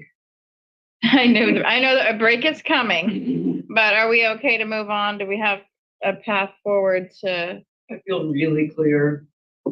really clear? Okay, clear after a 10-minute break too, right? No, I mean, I feel very clear about what I can and cannot do as an elected official. And, you know, what's gonna happen to me if I ever were to cross that line. Just Okay. remember, just to wrap up, you have less rights than anyone else in this state as Yeah. an elected official. Just keep that in mind Yeah. and be very conservative. Can I be What do you mean by liberally that? Can I be liberally Cautious. conservative? No, not politically, but be very Is that conservative right? on what you're And- espousing in public. Afraid. Yeah. Unless the public forum like this is fine and don't talk about ballot measures, period, Mhm. Or candidates. or candidates. I'm gonna give us a break. Let's return, well, let me talk for 2 more minutes so I can make it exactly a 10-minute break. No, we're coming back at 7:08. Okay, Oh, never yeah. mind. Talk for Just- 2 minutes. Just really quick, again, I get it about being careful, about being safe. And then we hear about school districts that have this down, man, because they do it right. They're constantly in communications with their public, their community, yada, yada, yada. And, if we had a communications person, maybe we wouldn't have to be so cautious. So, I'd rather see my perception completely goes against Eric's in this case. I want to get us where it is normal. It is normal to educate the public about funding. One of the top responsibilities that the council has in our goals is increase funding for this, increase funding for that. So I think we need to fully explore what our options are and go right up to that line. And with the Climate Commitment Act, that's a good opportunity to do that. Certainly, I think KRCC. So, is- Denise, can I go Yeah. ahead and pause you for a moment? Yes. So, what I hear you saying is that you'd like to find out the extent of our rights. Is that correct? Well, that's what this has been about the whole time. Yeah. So instead of what we can't do, right, we want to know what we can do. And then we're given, school districts as a model of they've got it down, they communicate regularly, da da da da. And I want to remind you though that the school district did come once to do a presentation and we had to pause them and redirect them. So it's not like Sure, they have but- it all the way down to a T. And I really They're respect. sure a lot better than we are about getting education out there in a simple way to inform voters. And I think that's Yeah. the responsibility that we have, not to be so afraid of educating the public that we're not going to talk about this when it's one of our primary responsibilities. So that's it. Thank you so much, Denise. I really appreciate you. Sorry to cut you off so many times. Okay, I'm going to call us on break for 10 minutes. Used See to you it? at 7:10. No, 7-Eleven. This one says 7. I'm going to bring us back at 7:10. All right.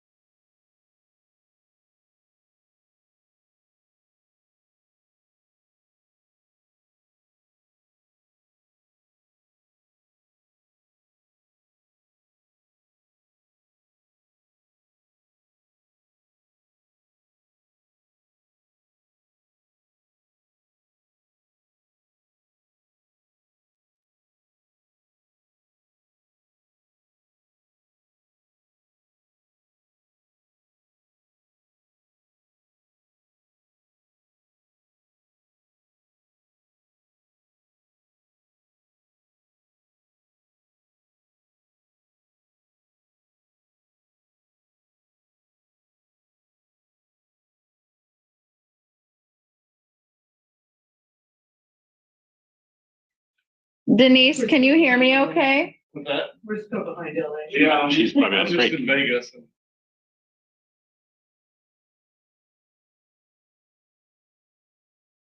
I can.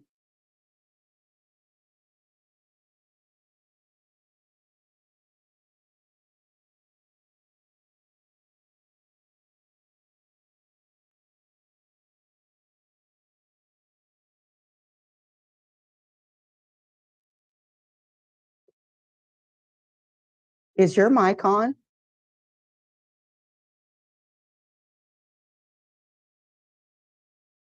Can you hear me now? Oh, yes, I can. Thank you. Great, yeah. All right. Okay. Okay, I call us back to order at 7:10. Oh, well, this is awkward. Item C1, Council Vice President Anna Mockler will lead a discussion on the proposed FAQs link for council webpage, and this was an action item, an action step, sorry, from our council goals and priorities as we outlined. So we asked Vice President Mockler to come back and propose FAQ links. And just to clarify, this is a list of questions from constituents. And my understanding is that they would be a list of questions with links to where those questions can be answered through the district webpage. It's not necessarily us providing the answer, but us using the resources based on a constituent's list of questions. Okay, Anna, take it away. Thank you. So I was very happy to see in the packet that I am presenting this because this is a long-held dream of Eric's. He has brought it up every year that I've been watching council to have a good neighbor handbook. And at our retreat, we talked about having, hang on, I'm trying to find this document. Is it in the packet? Yes, it's in the packet. Okay, my bad then. Okay, that makes it much simpler.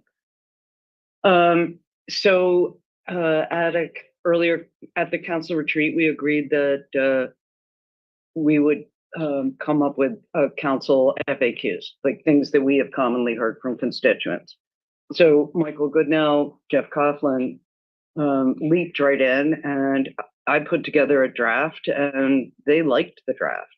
They had a couple of ads that they were considering, and I did not add them because I wanted to bring them to council. I checked every one of these links when I made this in late March, and they were all working then. I can't get any better than that. Before we go into how do I find out who's planning or building what and where, which is the controversial one, does anyone have a comment on the format or the content of the other FAQs? Can I ask a clarifying question? Sure. Okay, so you said that you collaborated in sort of an ad hoc, we're gonna call it an ad hoc, but you're the two people were Goodnow and Coughlin. Yeah. And they had some additions, but you did not include them? They are right here at the end. Possible links to add for Jeff and Anna, 20 March, business licensing, animal licensing, where is my car towed to, and outdoor. Is this document any different than the one you presented at the last study session? No. Okay, so I think what we had hoped is that it would be more refined and be have more information on it. And if it's the same document, then I think maybe we should just have a discussion about the questions themselves. So can we go one by the questions and make sure that the questions are good to go for council to have approval for those to be linked on our website? Yeah, with the caveat that I'd like to end up with the controversial one, the find out who's planning or building what and where. I'd like to skip that and have that be at that. Yeah, no problem. Report a non-emergency issue of concern, Bremerton 1. Does anybody have anything to add to that? So would it also be code enforcement as well? Would you put that in the description? Code enforcement issue? Isn't that for Bremerton 1? Is that what you use? Yeah, it is. Bremerton 1 will you basically just give them your complaint and they decide where it's gonna go. So I think I think, and I put this to council, that the public is not informed on what is code enforcement and what is not. So I tried to give some examples of things that might be considered code enforcement, like vandalism, or abandoned vehicle, or an encampment. But I'm happy to include additional examples if anybody wants. Another one to add might be the specific parking complaint form. I know, like, So people have to do parking complaint instead of one. Bremerton one gets to parking eventually, but the parking complaint form is a lot more like detailed to it, right? Helpful.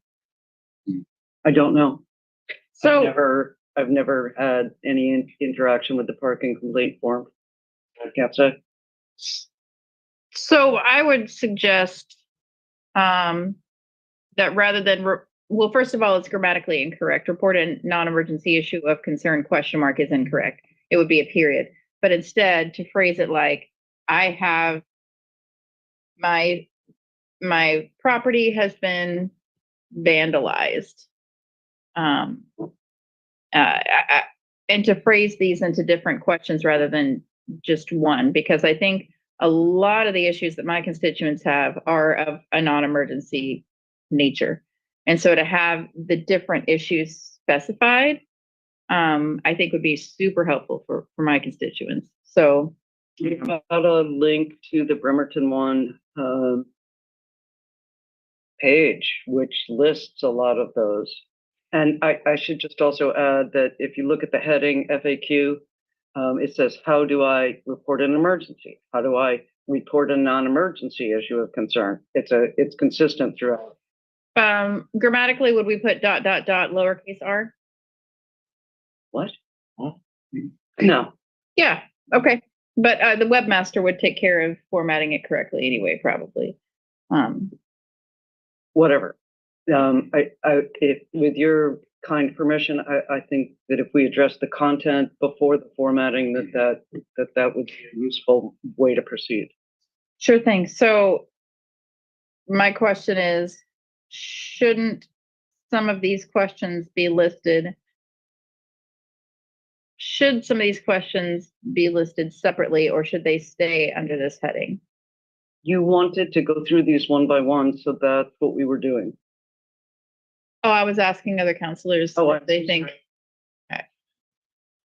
I would say that where we have it now is in good enough shape to pass over to Kelsey, I think, who still does this. And they could help organize it with in a similar format that other things might be organized on the website. So I think we shouldn't, personally, I think we shouldn't get too far into the punctuation, ... of this. And Airplay. you know, I think what our concern, I would assume, is that the content, like, can somebody figure out? We have to kind of realize that sometimes people are frustrated when they're looking for this too, right? Because it wasn't, maybe it hasn't been easy. So, you know, boom, we can break it out in different ways. And I think that Kelsey, in lieu of a Denise appointed communications manager, I think she does a great job with kind of stuff. Okay. So, Consent. This is not an action item. excellent. An action step. Why are we taking action? So I have a question about this. And this, I think, is more for the mayor and staff. Wasn't the intention when the website was redone to have it 2 or 3 clicks for somebody to find out something? Because in the olden days, if there was a project that was more than a house being built, there was a big 4x8 plywood sheet saying, you know, Notice of proposed land use action? yes. And it was for everything. And my guess is during Attorney Lubovich's term, maybe he modified that.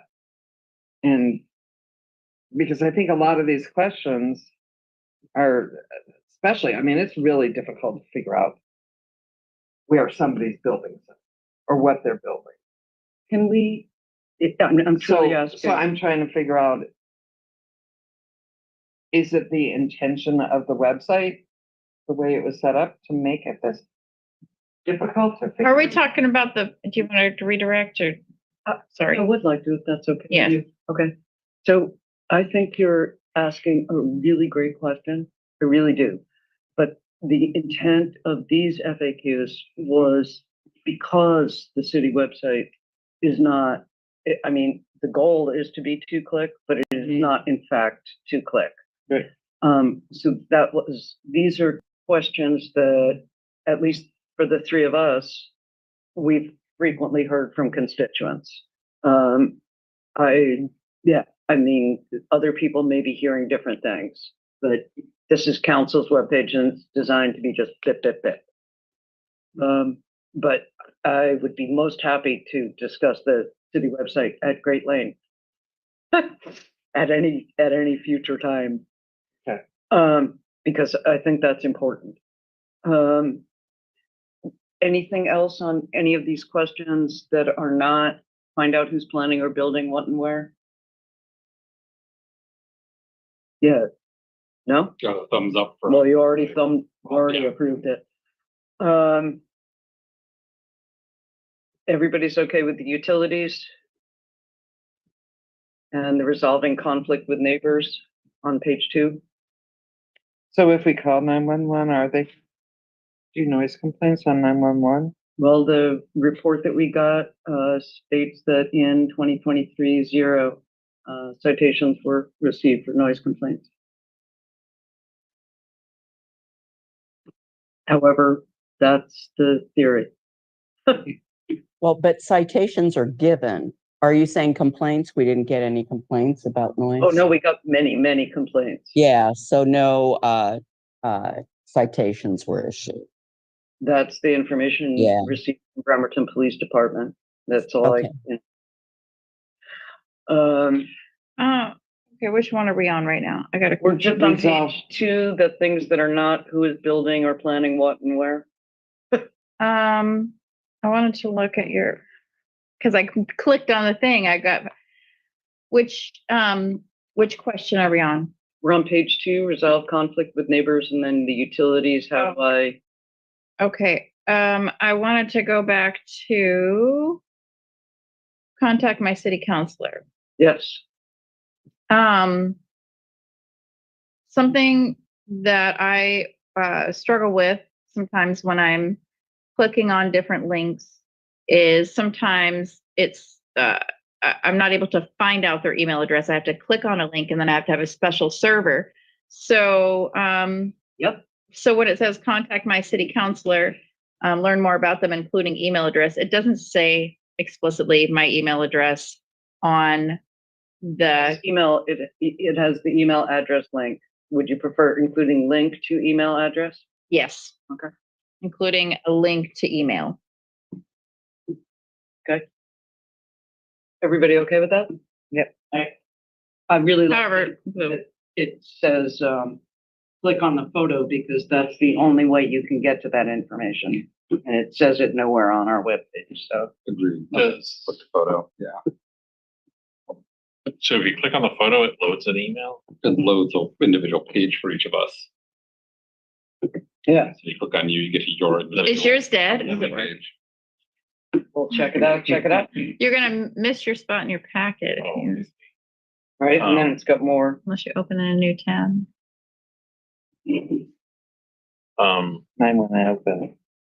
And then some of the emails All go open? to city.council, mine goes to me, but that's an issue for a different day. But just like being able to know something about your city councilor and to find out if you live in Bremerton, because that's something staff have told us, our staff have told us it's often like they'll hear a whole long complaint and then they'll go, where do you live? Like, that's the county. So if the less our staff have to answer the same types of questions, the better. So One thing where it says, how do I find out who's doing what, where, and when on streets and other infrastructure? Yep. It's on projects. It's gonna just show city projects. Yeah. It's not gonna show if a contractor is out there working on the street. Tom? I don't think. On your project. Are we back on page one again? Yeah, we are. Okay. It just lists all the Jumping all projects around, that are city projects. You're jumping off. Like if somebody from Asplin, somebody with a back, Development project. yeah, if somebody shows up with a backhoe on the street, it's not gonna show up Okay. unless it's yours. No, if there's, it could end up on the street closure. Yeah, maybe. Okay, so is Something- there a better, I'm sorry, Jennifer. Go ahead. Is there a better link than 404 project for what the city is doing? A lot of stuff, there's not gonna be any link because the city isn't doing it. Like if somebody's got a broken sewer line, first, their contractor might be out there and it's considered an emergency. So if it's on a Saturday, they're not gonna have a permit. Okay, so find out what the city is doing, what, where, and when. Okay. City only. I jump in. Yes, let there be jumping. I love the idea of this because I'm one of the things I'm known for saying, like, is like, why don't they put up a sign telling you what they're doing, what they're building, or whatever. I actually think that this is so wordy and so long that maybe we need to work on it. Are you looking at find out who's planning or building what and where? Because we haven't gotten there yet. We're Oh, I just thought looking you were at there. streets and other infrastructure. Keep up.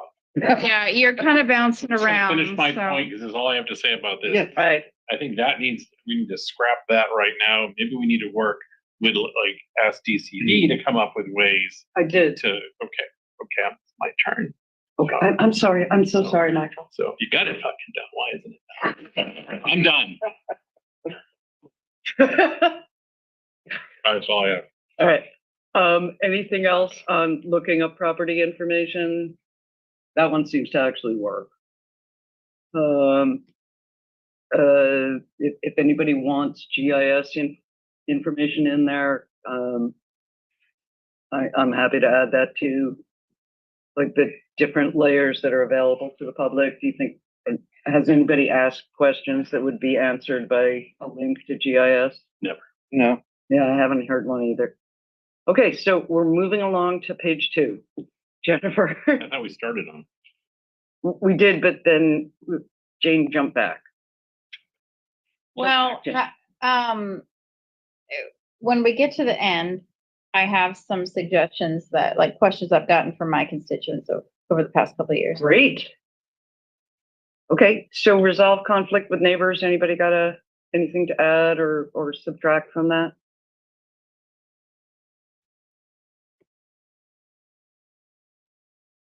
Sounds like I know. Okay, utilities. Anybody got anything to add for that? Yes. Okay,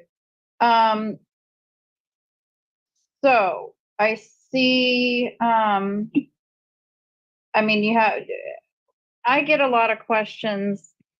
Actually, I wouldn't say a lot, but there's been a couple pretty extreme examples of, constituents having issues with their landlords. And even though it's not a service the city can provide, I would like to know what resources because we can refer them to certain resources like CLEAR, like, You Yeah. have dispute resolution center. which is Yeah. good When they handle, dispute resolution with neighbors and. yeah. and so I, On a sliding scale.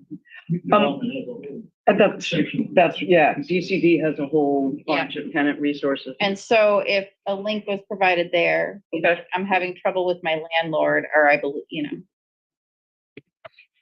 okay. What else? do we still have a rental assistance program in Bremerton? Okay, so rental assistance link. Okay, And, I think that's all I got for now. Yeah. well, the beauty of this is that we can keep adding, Mhm. because it's ours. right? If we, As long as we're doing it like in a, right? yeah. Yeah. Okay. Yeah, um, yeah, Jane, go. I Raise think your it'd hand, be- it's surprise. I'm trying my best. Sorry. I think it'd be helpful to have a link on there under the utility bills to because every single utility has a different percentage tax to have some explanation in there. And I don't know if it's currently on the city's website. Is do there, that. have constituents asked about utility Yes. taxes? Water. Yes. Sewer tax. Water and sewer Sewer, tax, for sure. and stormwater. Well, that's, learn more about wastewater, wastewater and stormwater bills and It services. depends on how you get your bill, because I get my bill via email and it doesn't list any of that. It's But just, this link does. I mean, it gives you, rates and fees, the whole PDF, subsidy programs. I'm out of choose, so I can't open up that link. Okay, Let me see. here's what it looks like. I must say this is an advantage of the iPad, that it's light enough you can easily lift it across the table. After my years of complaining, I thought. Rates and fees, it should be under that. So Nope. the PDF isn't opening? No, it opened up, but it doesn't list. Well, so the Mike different Riley's percentages. standard response to this every time we have brought it up is that it's right there on the bill. He's incorrect, Well, because it depends on how you're billed. may I? Sure. Do you want, all right, so link to good explanation of taxes on our utilities, is that correct? Pilot taxes, yeah. Good explanation of taxes on our utilities. We don't have to go into PSC or anything, right? Good, No, they tell you. okay. Okay, anything else? I really appreciate you guys. Has Lori, I'm just thinking Lori Smith probably knows even better than any of us what kind of questions come in to the office. Has she taken a look at this and Yeah. given her input? Okay. She hasn't given input, but she forwarded it to Kelsey Donleycutt, who responded with her interpretation of DCD. And that brings us back to the controversial one, find out who's planning or building what and where. So whenever you guys are ready, I'll talk about that. Well, but I really would like Direct to input from Lori. Yeah, let's make sure that when we do this kind of stuff, we're relying on staff who have, more expertise than we do, at least in some areas. Okay. Thank you. Sorry. So if when you get your e-bill, there's a link to go look at your thing. You open up, you look at your PDF, it has the breakdown of the taxes. Okay. But The the concern is that we don't want to be putting information in multiple places, because then you have to make sure it gets changed every place. So we might just say on our utility page, maybe there should just be a little something there, and then they could link to it. But we don't want to put answers in the FAQ. We do want to connect them to the place. As best we possibly can. Yeah. Like if it can be one line long, that was my goal here. Yeah. Okay. So if no one has anything else, I'm going to go to the elephant. I already said my piece on it. All right. Well, so find out who's planning or building what and where. I sent to I CC'd council, so I don't know if it's been sent out to the rest of you. It has. Okay, great. I had Got it. I don't know if everybody, hopefully all did too. I think it was sent to City almost. I can't say. Anyhow, just to recap it really quickly, unless anybody wants to go through a 12 email thread. Yeah, okay.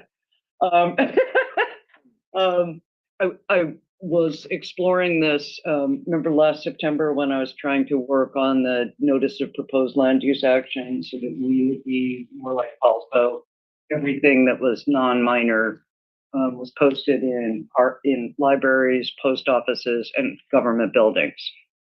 Here's a permit application.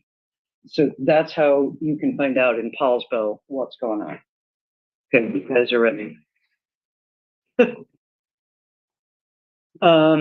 Doesn't. So Tells me that. okay, I'm listening. there you go. So I looked at what Kelsey had written and I thought, okay, well, I'm sure mine is overly wordy because I've heard that multiple times now. So I sent it back to DCD, and the response I got was really helpful if you were in DCD to like explain like how permits are divided up, what's a type 1 that requires no notice. But here, what I think we were looking for was like how you find out. And the email that I received recently in the last couple days from Garrett Jackson was like, all you have to do is enter the address and then you can find out all about the permit application. Well, if you're building, like, let's just say, you know, a development, that's a bunch of trees and it often does not have an address, and you often would not know about it because you don't live less than 300 feet from it. There's no notice board up, and there's no way that you could find out about it. And the thing with it's hard to find the address, it was hard for the auditor to find the addresses for a lot of those parcels. So it's hard for the auditor. I gotta figure it'd be hard for most members of the public. So once you know that a permit application has been put in and you have the address and you have the number, then the process is actually pretty, you know, moves right along. But finding out that that permit application is there is really, these are the only ways, to my knowledge, is you can sign up for the Notify Me webpage, or you get a mail notice because you live less than 300 feet away, or you can read the legal notices in the Kitsap Sun basically every couple of days and really keep up on it. But again, a lot of type 1 permits, there's no requirement for legal notice. So it's, you know, if like a house is suddenly going up on the lot down the street, you would know that because the excavators would show up. That's, yeah. And that's just something that a lot of constituents talk about really, really often. Is that everyone's experience here? Yeah. Jeff. So no, I was got a good question. So if I walk down the street, once I see the buildings start to go up. So if it is just somebody building a house, there's no way to currently find out that's what it is versus the business versus. Yeah. Yeah. Okay. Yeah. Or that's the best information that I have received from DCD so far. I did a lot of work with land use regulations, but I'm not, you know, a certified land use planner. I wanted that to be really clear.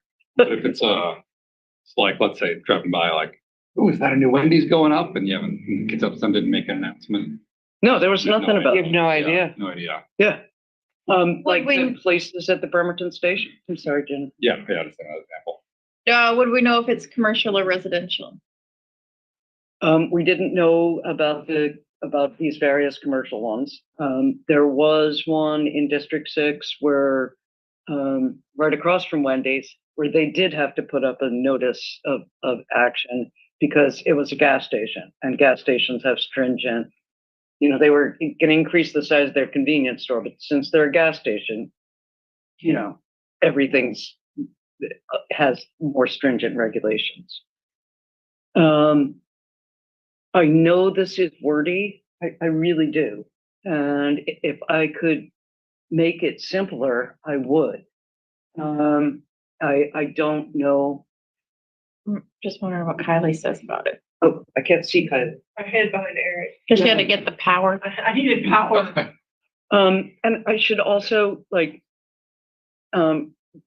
DCD is, or Garrett is saying, well, look, there's all this information in BMC 20.02, which is the last line of this. But the thing is that anyone who's doing anything more than like adding a story to their garage hires a professional to interpret BMC 20.02. It's because you really want to get that right. You don't want to mess up on that. Yeah. So I have a question for our historian here. Oh, Eric, do you remember when that changed? Because it used to be big signs for construction projects. Good question for Andrea. Don't know. I know what you're saying. I wasn't aware that they're no longer posting. I thought it was a No. requirement in their PMC, along with mailing within 200 feet of. 300, but yeah. 300, which is 4 lots away. No, that was, Surprised that you're not allowed, that's the main notice to the public at large, because you're driving by, hey, what's going on? Yeah, but they don't have to do both. well, that was the presentation I did this past September, was to say this should be extended. Change that. We could Well, I tried. make that a requirement. Yes, that'd be great. So years ago, it wasn't DCD that was required to post that. It was the actual landowner, I believe. But yes, So it's on them. So we can't have, DCD, we don't have the resources. to post. No, as part of your application process, you're supposed to publicly post it. Yes. but yeah, I'm not saying that Garrett's got to go out and put up 4x8 signs. Oh, Garrett. But I am saying that I think they should require that, prior to permit. That would circumvent all this stuff. Yes. And look up, what's this? Because I was thinking, I didn't want to go on the whole Facebook thing. We could have an interactive thing. What's going on this? And someone could respond. No, make it real simple. Yeah. You pull a Yes. permit, post it on your property. Yes. There must be other cities that do that, or. Seattle does it, like you can't walk like, a block without Yeah. seeing one. And I really like the addition that Paulsbo does, which I had not seen before, which is to post it in libraries, post offices, and all government facilities. So you would know what the heck was going on. Might be a little easier to implement in Paulsville than it would be here. Well, Why? A 4x8 sign? No, I mean posting in all the multiple places. we have And two it- post offices, But yeah, I don't know. 2 libraries. Fine. I City think a hall. sign is A plenty. sign is plenty. I think I don't know who's gonna go out and try to enforce or like code enforce the flyers at the post office. I mean, that wouldn't happen. But a sign Be a nice lunchtime would be walk. easy, maybe, Yeah. on a day like today and tomorrow and this weekend. It also alleviates concerns. Yes. What is Bob doing? Did he pull a permit for that? What the heck is that? And then you Yes. have it already pulled, yeah, he's got a permit. Okay. Well, yeah, I mean, it's not somebody re-roofing their house that anybody cares about. No. It's like a And- shadow caster. I mean, there's people who are, they wrote us emails concerned because they don't understand when the comment periods are and when they can make any, Yeah. have their voice heard. It's not actually called a shadow cast.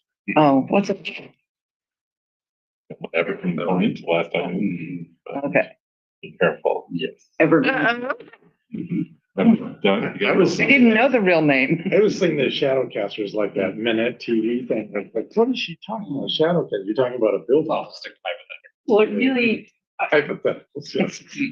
I'm really happy, Eric, that you too think that the signs should be Sure. out there. And Denise has made the point multiple times that we should be proud of what we're doing. Yeah.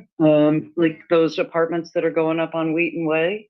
I don't know, how many questions have you guys gotten about those? Oh, a ton. Yeah. I mean, and I know they're on the border of your district, right? So Wheaton Way land. are they I'd ask the Denise's builder, or are they What are you doing? Jeff's? They're in my district, yeah.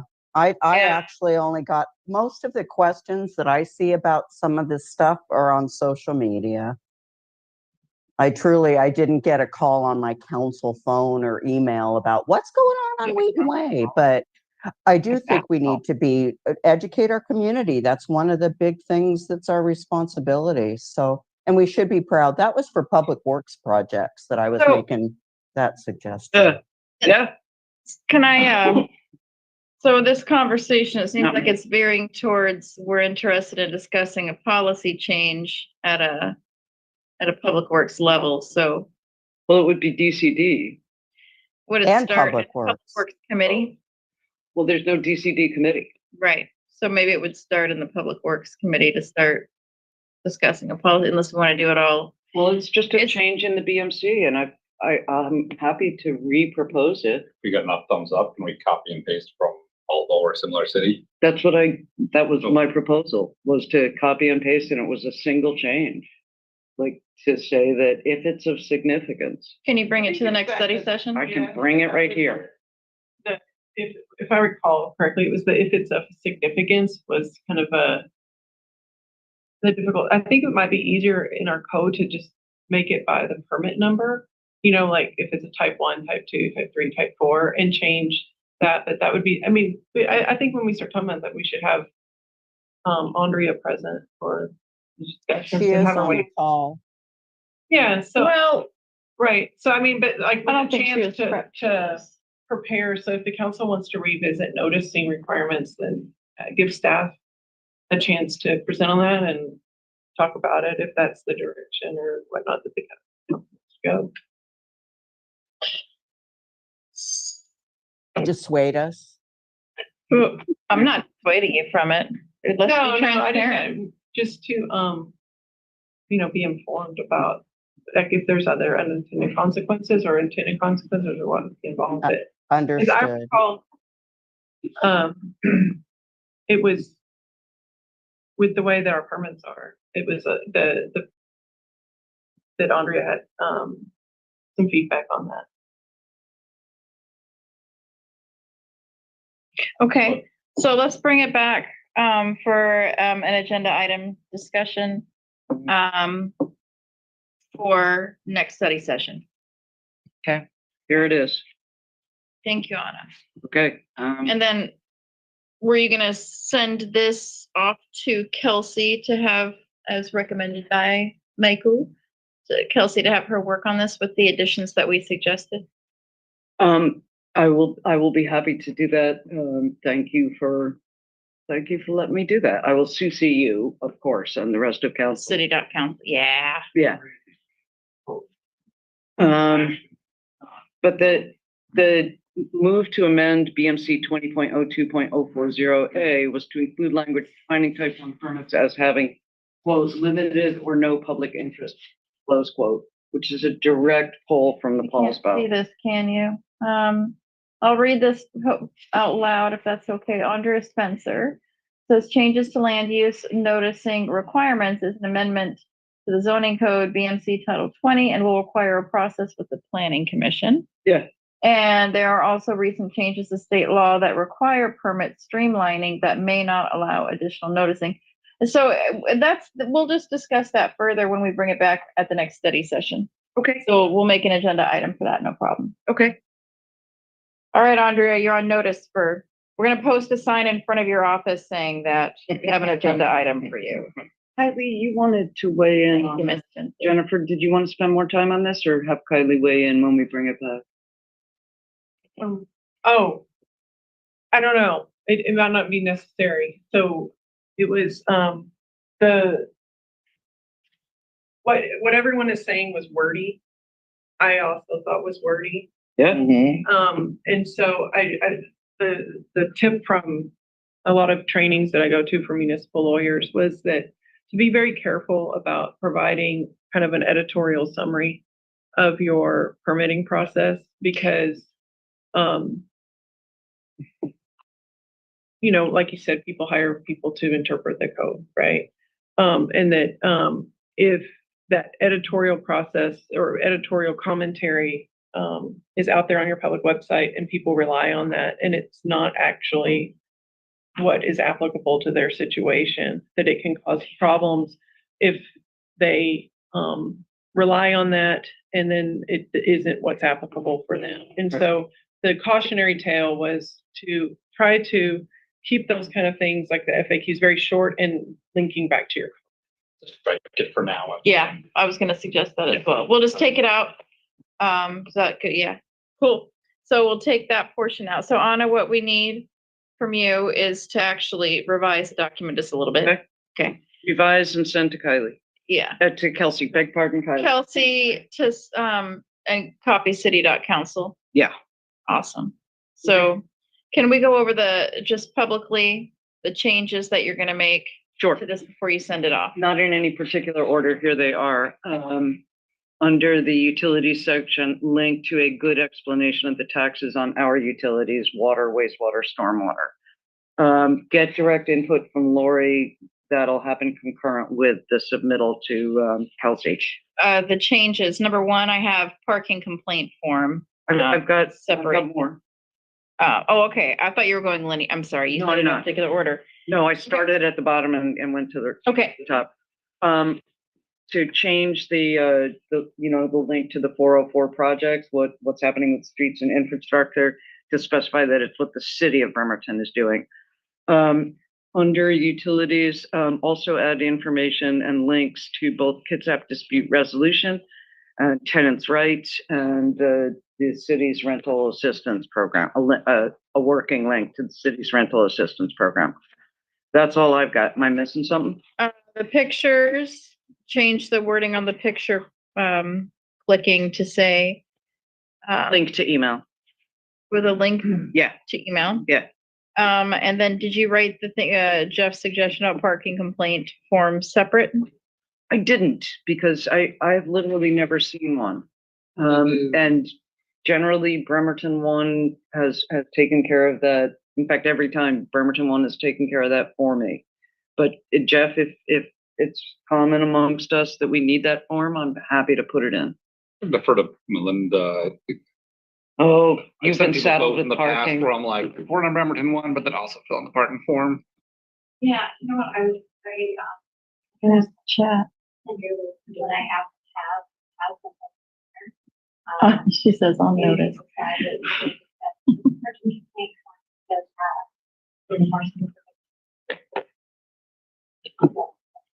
Is it for habitual parkers? It's like, here is the, it has more like vehicle make and license plate and time of day, and like, is this happening to you like every day or once a month, or that's a little more for Okay, well, imparted. okay. Do you guys want a link to that? Yeah. Sure. Okay. Putting And it in. And then, I think Eric's suggestion was add something about code enforcement. No, you have the examples there. Okay, I was cool, fine cool, with that. All right. I do have one comment though. Yeah. This isn't just a little minor kind of. Okay, so it says, where are streets and infrastructure, find out what's doing what. The website, if it works, is .gov/404/projects. Anybody see the problem with that? 404. 404 says page not found. Literally. That's Yeah. a terrible message. Yeah. I don't Does know it why actually- those- I don't even know why we have those numbers. in Just, there. just change that. Yeah. Okay, but we can't change that. We can't change that. Yeah. Sorry, I can't stop with you, Eric. Oh, okay. 404 not found. Okay. That's okay. I used to work for the Division on Aging. You really have to struggle to find a worse acronym. Division. Oh, no. There you go.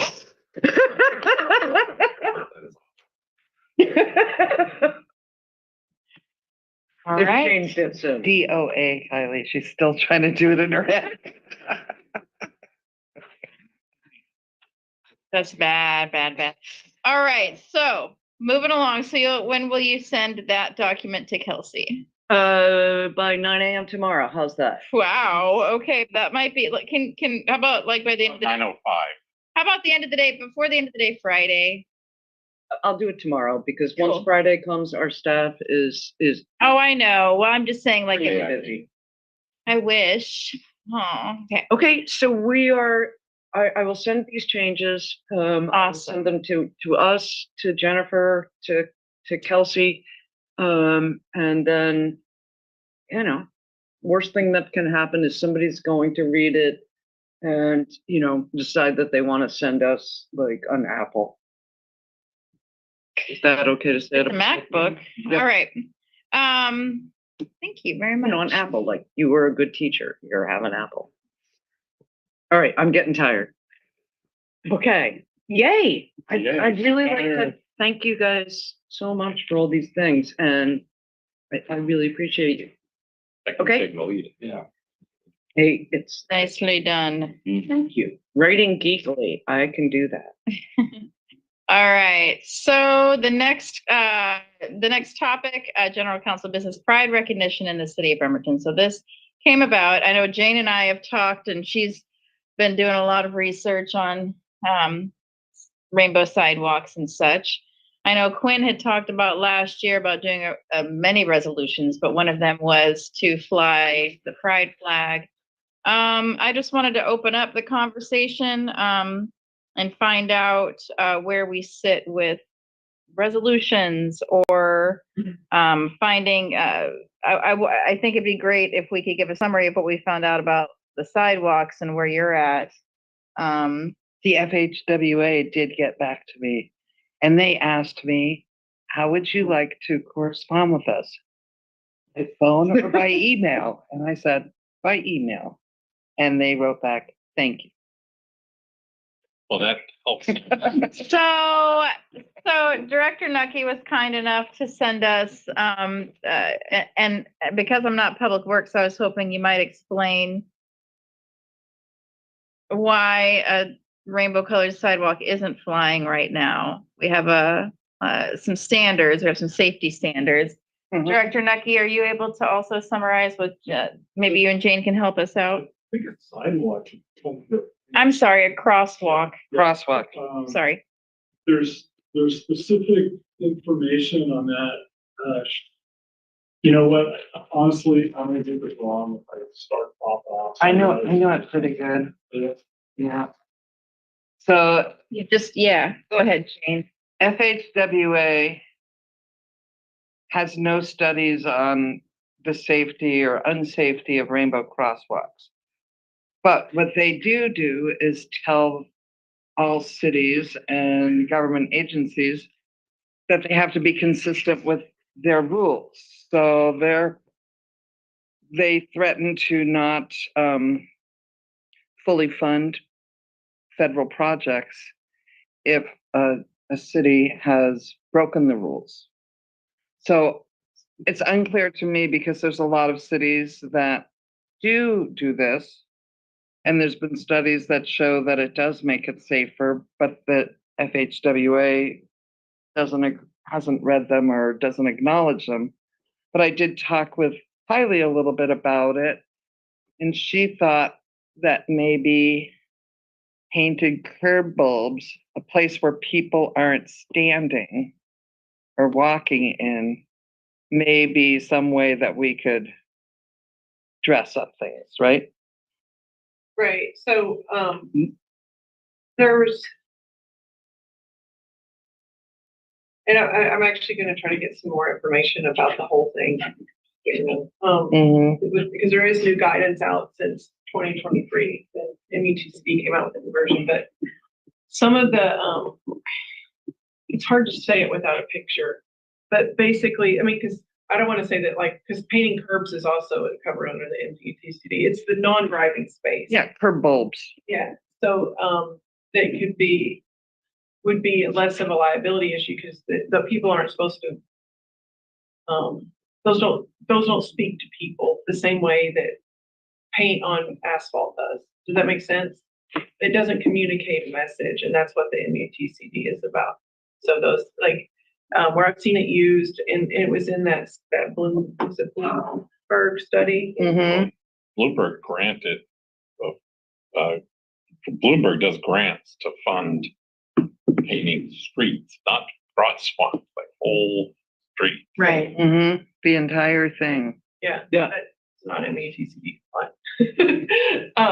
And so, yeah, so it's possible that there's places where it would present less from a liability perspective, whether the traffic engineers talk about whether that's compliant with the MUTCD might be a different analysis, but where I would be concerned would be at the crosswalk. So one thing about this came up when I was talking to Sean. Look at the plans for Quincy Square. The piano piece go out into the street. Yeah. And so the question I have from him, well, how is that okay? But crosswalks aren't okay. And I can't remember the specifics, but I know that it is compliant as long as we're not changing the crosswalk. Long as they're, because I really can't. Fine, not changing. are the keys black and white and not rainbow? Is that the difference? No. Are they just homophobic? Maybe. It's where it resides and, because it's at the crossing location. So to me, the real question is, do lots of cities do it? Yeah, Do we want to do it yes. or not? I mean, yeah, we do, but I mean, we could, Eric's gonna be like, wait a minute. the thing is, you could, Oh, I don't think we should throw them any old place, but something like on Callow Avenue where there's been an Yeah. existing crosswalk for God knows how many years. It's got the proper signage up already. We've got all these little white bars, so why not put some color in between the bars? I mean, it doesn't seem that hard, and it's something the community's been asking for years. And it does seem to improve safety as well. Yeah, So, we have studies that show it improves safety, doesn't degrade safety. So in the city, some of our crosswalks are brick and some of them are standard white stripes. Yeah, So How is that different? Is that what you're gonna ask? yes, Yeah, so the MUTCD does cover that different, texture on the bottom.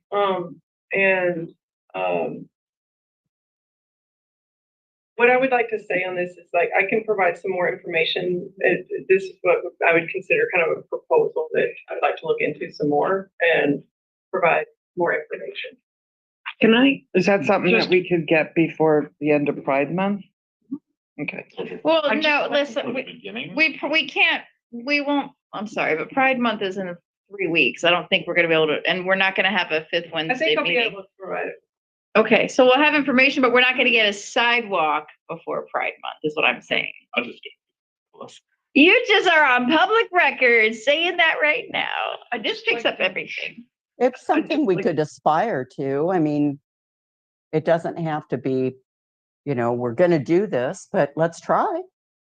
Well, I think we should definitely move on something. And I wanted to, so it sounds like we have general, but not unanimous consensus to Let's move, do it. to move forward on Rainbow Sidewalk.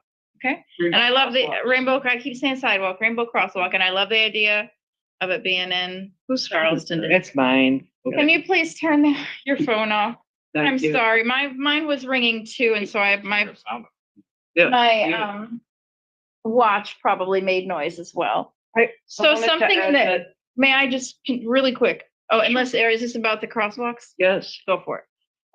One of the things is that while federal projects may have certain requirements, cities are doing it often with state and local and regional money. And we've heard many times from Director Nucky how much time and effort and expense is added by using federal money for projects. And so it's seldom done. All done. WatchDOT owns FHWA in Washington State.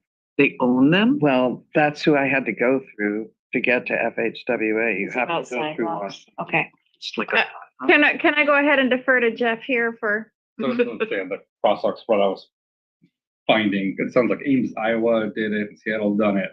And that essentially the FHWA came in and said, if you take federal funds in the future to improve this street that you put a rainbow sidewalk on, the rainbow sidewalk would have to come on Crosswalk. before you got those, before the. Crosswalk, we keep saying Crosswalk. that, I Thank started you. I'm that. sorry. Okay. I started it. Crosswalk.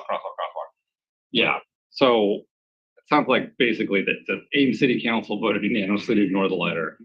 Seattle's done the same. It sounds like these other cities have just said, okay, we noted, if we go out for a federal funding for this area that. Yeah, has a they're crosswalk, never- We'll get rid of it first. Otherwise. Yeah, right? The feds aren't gonna pay for anything except 303 and So, Again, so there's some issues that I do want to bring up. So I can talk to you about them next week. okay, Okay. we'll put this as another agenda item for next week then? Yeah. Okay, No. I'm gonna put in I mean, study session, I'm the sorry. executive session next week. And then an executive session next week. Okay. An executive session? Wow. Yeah, Liability. that was my feeling, Denise. Okay. So in the interim, there is a way that we can get something rolling this month to get ready for Pride Month. Do you want to have a resolution to put the pride flag up in Olympics? Pride flag Flag up. flag's not, the flagpole's not the city's. Flagpole Thank belongs to the building. The condo. So I was waiting to hear back from Riley and Kylie. How did I call you? Because it's a condo association. So, It's building to vote on. and when did they do that? I don't know why. Right. I got it. I wanted to do. Yeah, I don't know. Sorry, I'll find out. Okay. Okay. So I was waiting to hear back about the condo association vote. But it's possible that we could do a resolution to fly. We just have to, but if we're waiting until, The council could do a resolution to show that the council has that position and then put it to the condo association. okay, I mean, you know what I'm saying? Like, if the Mhm. council supports the request to the Yeah. condo association. y'all want to do that? I think we should have a discussion about it. I'm certainly for it, but I don't know that everybody is. And then I go back to thinking about the last resolution that we put a specific group spots above others.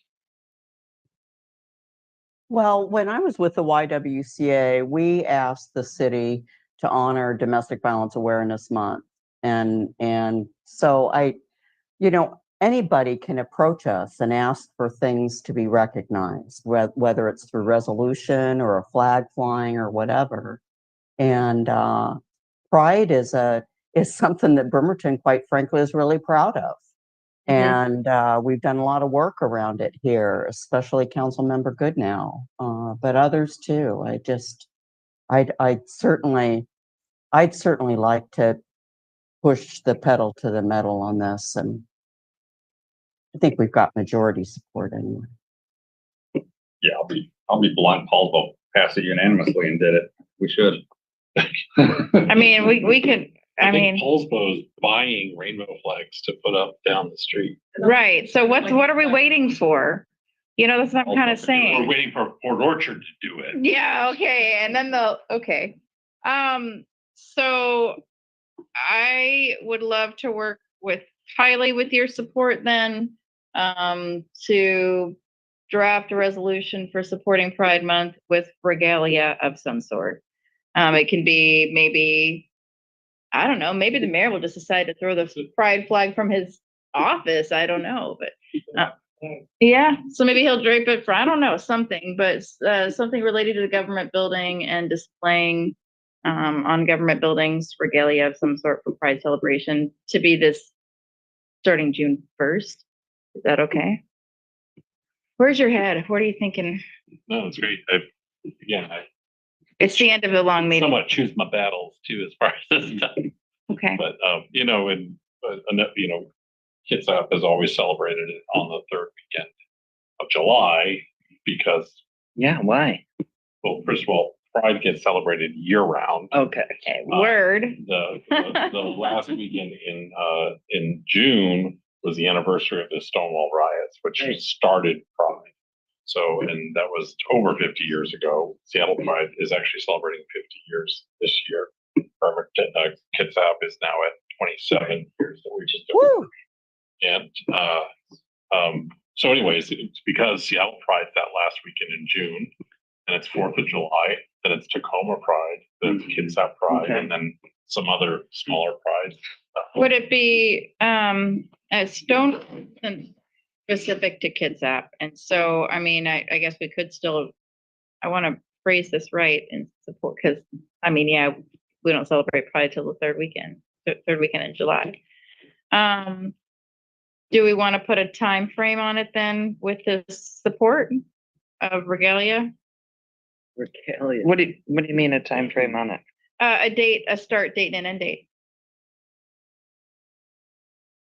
like, Crosswalk is permanent. And now we're. no, we're, Red you flag. laughed, girl. We talked way about a bunch of other things. We decided to totally dump a bunch of concrete into this beaver place that we've heard about.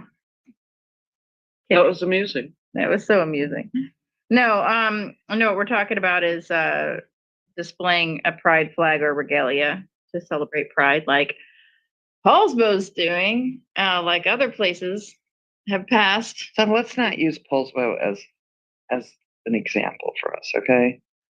No, it's They okay. had a lot of pushback, and I'm not saying we're gonna have much pushback, or hopefully no pushback, but it's not like they're the, No worries. Standard. yes, that's a good way of No, but putting it. they're nearby. Well, town. I think it's important to talk about what other jurisdictions have done. It's not that we're saying that they're better than we are, but we are noting that there's another jurisdiction in Kitsap County that's done it. Regardless of how we feel about them. We love Polsbo, of course. We love Paulsbo. Yeah, Mayor Paulsbo, Becky. we love you. Mayor Becky, if you're watching, Oh, I'm sure she is. I admire but Raleigh. but I just got why a not donut June there, and too. July? Why not June and July? If Pride Month is June and we have something going in July, we could fly it both June and July. Yeah. What about the DBA? What about? What about Might they not like be a group that would be like, yeah, let's all fly the pride flag? I've had mine up for weeks and I still haven't gotten a postcard from you. Oh, That's I because don't- we live, haven't driven after out. we don't live on through streets. That's the problem. Oh, yeah. Yeah, they can, But you know, I we have live where to, residents. you have to send him a photograph Oh, okay. with your address.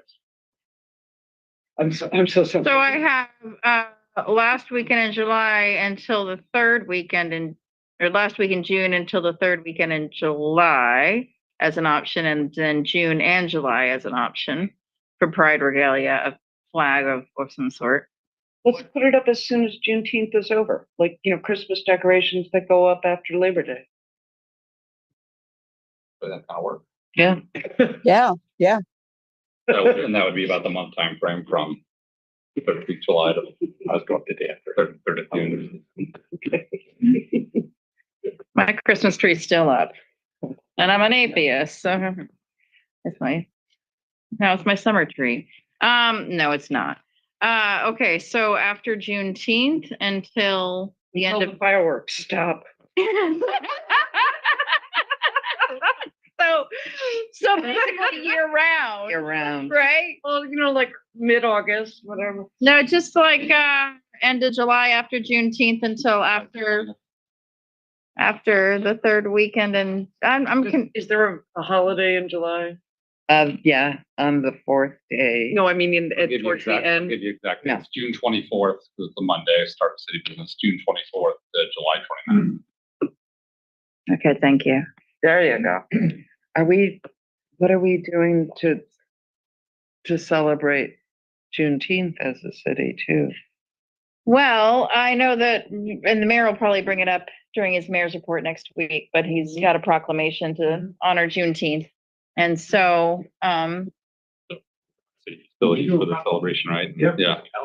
We do But- res- we do a proclamation. I apologize. We can do proclamations? No, wait, we do resolutions? What? Yeah, we do resolutions, not proclamations.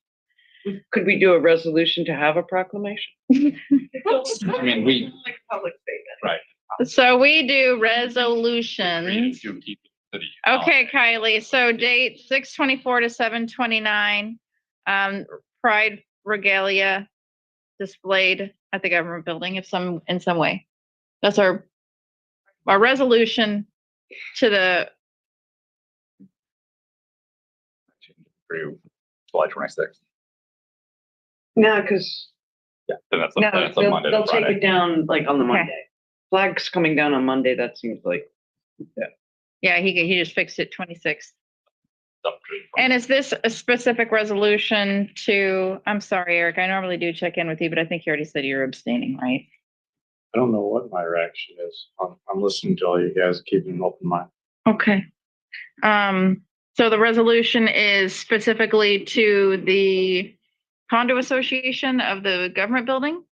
I'll figure it out. I'll Okay. get the specifics. There's some other stuff we probably could do at the same time. In light of, there was a federal court case about the resolutions. You're gonna have to have some language in there saying that it's government speech, it's not a public forum, and having to do with it, the city's action to display the flag, not, I can explain it more in detail, but. Oh, we're not gonna, we don't have to have another executive session, do we? No, but Okay. I'm reading Bellingham's right now. They passed one after this case, that was in 2022, and their resolution covers the pride flag, Juneteenth commemorative flag, as well as, I guess they have an official flag of the city. I don't know. So do we. We have a city flag. And Baby. that, their sister city. And, okay, anyway, like, there's some. I like the idea of looping in Juneteenth with, I mean, I don't want to water anything down, but if we can cover regalia like that. We have Water Week. We celebrate. Drinking water Yeah. and just water. Yeah, We have 2 water weeks. yeah. Yeah. But there isn't a flag. There could be. There's a, all right, y'all. So we've got a path forward. We'll talk about, this will be an agenda item, not in an executive session. Kylie, that other executive session that you wanted to talk about for the sidewalks, is that going to be at a city? Gosh darn it. Crosswalk. I have a couple other ones. Anyway, so Is it going to be for this week coming, next week coming up? Executive sessions? Okay. Kylie's going to have us in an executive session for about 1.5 hours. Is that? we'll take that one. Okay. All right. So we're going to move right along and invite Councilor Fry, Chair of Public Safety, to talk about the highlights from your meeting. Yeah. And please, council members Goodnow and Rebelowski, please join in if I forget anything. Met on the 2nd. Judge Flood gave us a month-by-month accounting of the activity through court. And at the end, the year-end stats show that our filings are about 30% lower than they have been or were in previous years. Gary Hursty was very helpful in delving into the public defender crisis that is happening around the country, and the fact that if we cannot assume that know that they're going to get adequate counsel, we aren't going to file. He's prioritizing, of course, the more serious cases, domestic violence he mentioned, as well as others. So it's something we need to be very much aware about. Our courts are in crisis. They really are. And it's going to have an impact on our city. And public safety, of course, isn't just the prosecutor's office, also the police department and fire. She also Judge Flood talked about the fact that she has been on call for emergencies after hours and on the weekends, 7 days a week. And so there was some brainstorming around the use of commissioners and so forth. And I think she's going to look into that a little bit more. Chief Wolf talked about the restructuring that I think I've mentioned before, with just 2 positions at the police department in order to make sure that we've got a high level a police department officer on staff at the station to review all of the data, whether that's reports, videos, so forth. It's going to be much more reliable, the same person reviewing all of this, and should allow, won't have any negative impact at all to patrol or the community. And I think I at least, and I'd welcome Jane and Michael to chirp in. But I believe that, Chief Wolf really does a great job with managing putting people in the places that they need to be with limited resources. Although he did say that he's back up, almost to complete staffing. So that was very good information to have. And then under fire, it wasn't on the agenda, but speaking of fireworks, they came up. There was a fun discussion about whether that an ordinance we passed really works. And there was some debate around law-abiding citizens versus non-law-abiding citizens and so forth. It was a fun discussion, as it always is. So there's going to be a lot more education. Chief Payne assured us that they might even have an infographic about the fireworks this year. Promises. But that there would be a lot of education in the community about the new restrictions. So I think that was it for me. But did I leave something out, Jane? I think I reminded or asked you to remind me about something, and I'm not remembering what it was. Should have written it down. Yeah, I don't remember, but I do recall it made such a great sense for the way Chief Wolf is reorganizing his office and the staff, because in the past, there could be 4 different people looking at different reports. Like, for instance, use of force complaints from the public. And now there's no way anything's going to slip by them, because they're going to have one person who's looking at all of these things instead of 4. So they'll notice patterns. And I'm not trying to say the police are out there being overly forceful.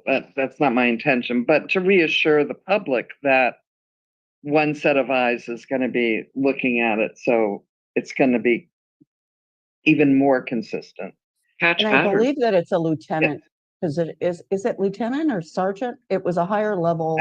I'm sorry. I thought it was sergeant, but I don't understand those military titles. I heard lieutenant. And then there's we had a very interesting discussion on fireworks, which personally I think we should have giant signs printed up and put in Lions Park and Evergreen Park and some of the places where we've had a lot of issues and neighborhood complaints. So it's really clear to people what the rules are, because the rules are definitely different than they were. Do you mean like the signs? Jennifer, you sent out that picture. I had my council report. I had giant pictures of people enjoying their fireworks behind the signs. Yeah. I mean, the signs. Bigger. That's not gonna work. So big that you can't even Sorry. see or hear the fire. Guys, I mean, Well, except that I want to interject, because this is what I said when Jane was talking about this. Yes, there are going to be non-law abiding citizens, but there might have been 30 people behind that sign if the sign hadn't been, you know what I mean? There might have been a lot more problem. I live by Lions Park. Hundreds of people. Okay, There's let's get rid hundreds of and hundreds of let's people. get rid of all the 1,000. ordinances. Then President Chamberlain, let's just let them run rampant. And I'm sure that it won't make a difference. So, we do what we can. We do what we can. Can I just I respond? abide by the laws. I don't set off fireworks in my park either. Hey, I'm from California. We don't do that.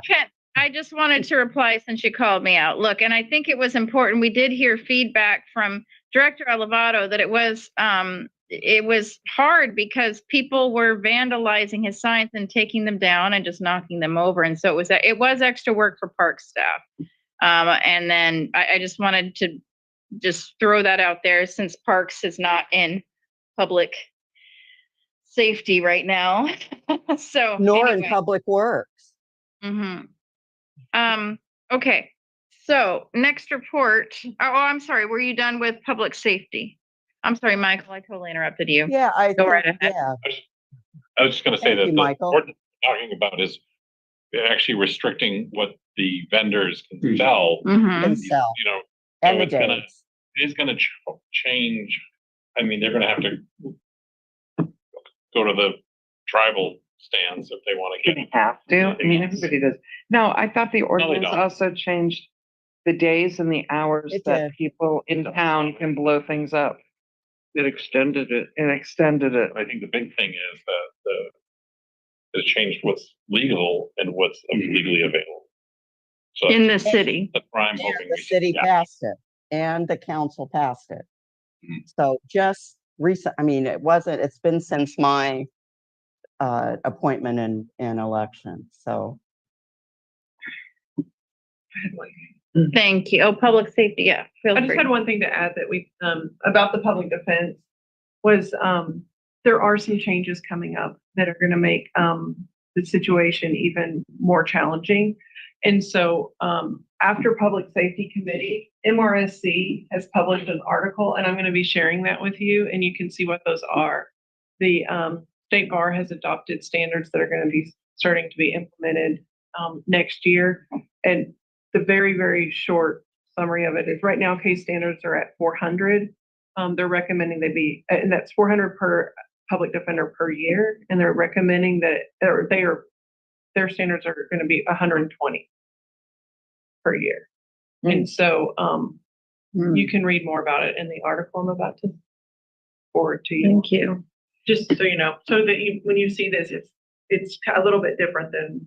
So you're projecting a lot of hiring if people want to move into that field. Right.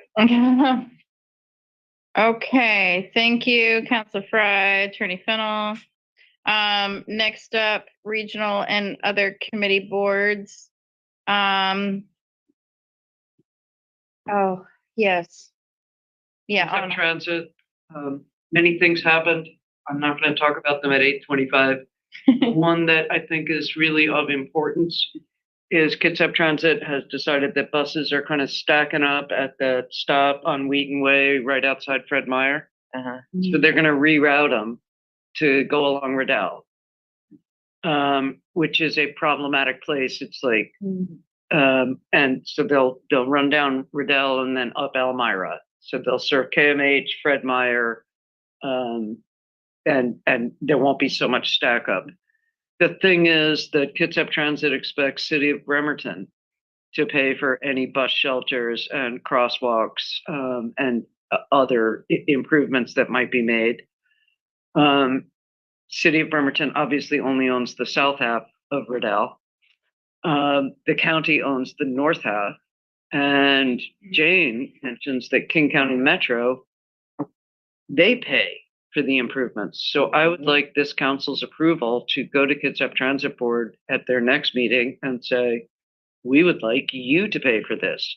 Right now, riders are enjoying a covered shelter, they're enjoying sidewalks, and they're enjoying proper crosswalks. A stop at the Riddell side of Fred Meyer, if to cross the street to those apartments, for example, would mean to get to a crosswalk, you would have to walk all the way back down to Wheaton Way, cross there, and walk all the way back up. A crosswalk at that stop and another one at Elmira would give the riders of this new route the same protection and safety that they're getting from the current route. That's it. I would just like a general consensus from this council that This seems like a scheduling issue, not a construction issue. It is, no, they put that bus stop's on the wrong side of the intersection in front of Fred Meyer. You always put, well, the rest of the world puts a bus stop after the intersection. So that way they don't get stuck, they don't keep people from being able to turn into Fred Meyer. I mean, it's just really poor placement. And now that they're seeing that it's that mental health isn't being served and all those new apartments that are there aren't going to get very good bus service. I think that's why they're starting to change it. well, You know, the reason they gave was that buses were stacking up. Mm-hmm. Yeah, Denise, I'm sorry to The- interrupt. Well, that intersection, I know Jane, saw it right away when she came on board. But this is a larger issue. It's one of those county border issues of which this is one element. There is no safe crossing on Rydell. There is no safe crossing on Rydell unless you go down to Wheaton Way. Well, this I thought might kill two birds with one stone. Mhm. Kitsap Transit wants this in order to keep their buses and vehicular traffic from stacking up. Kitsap Transit can afford to do it.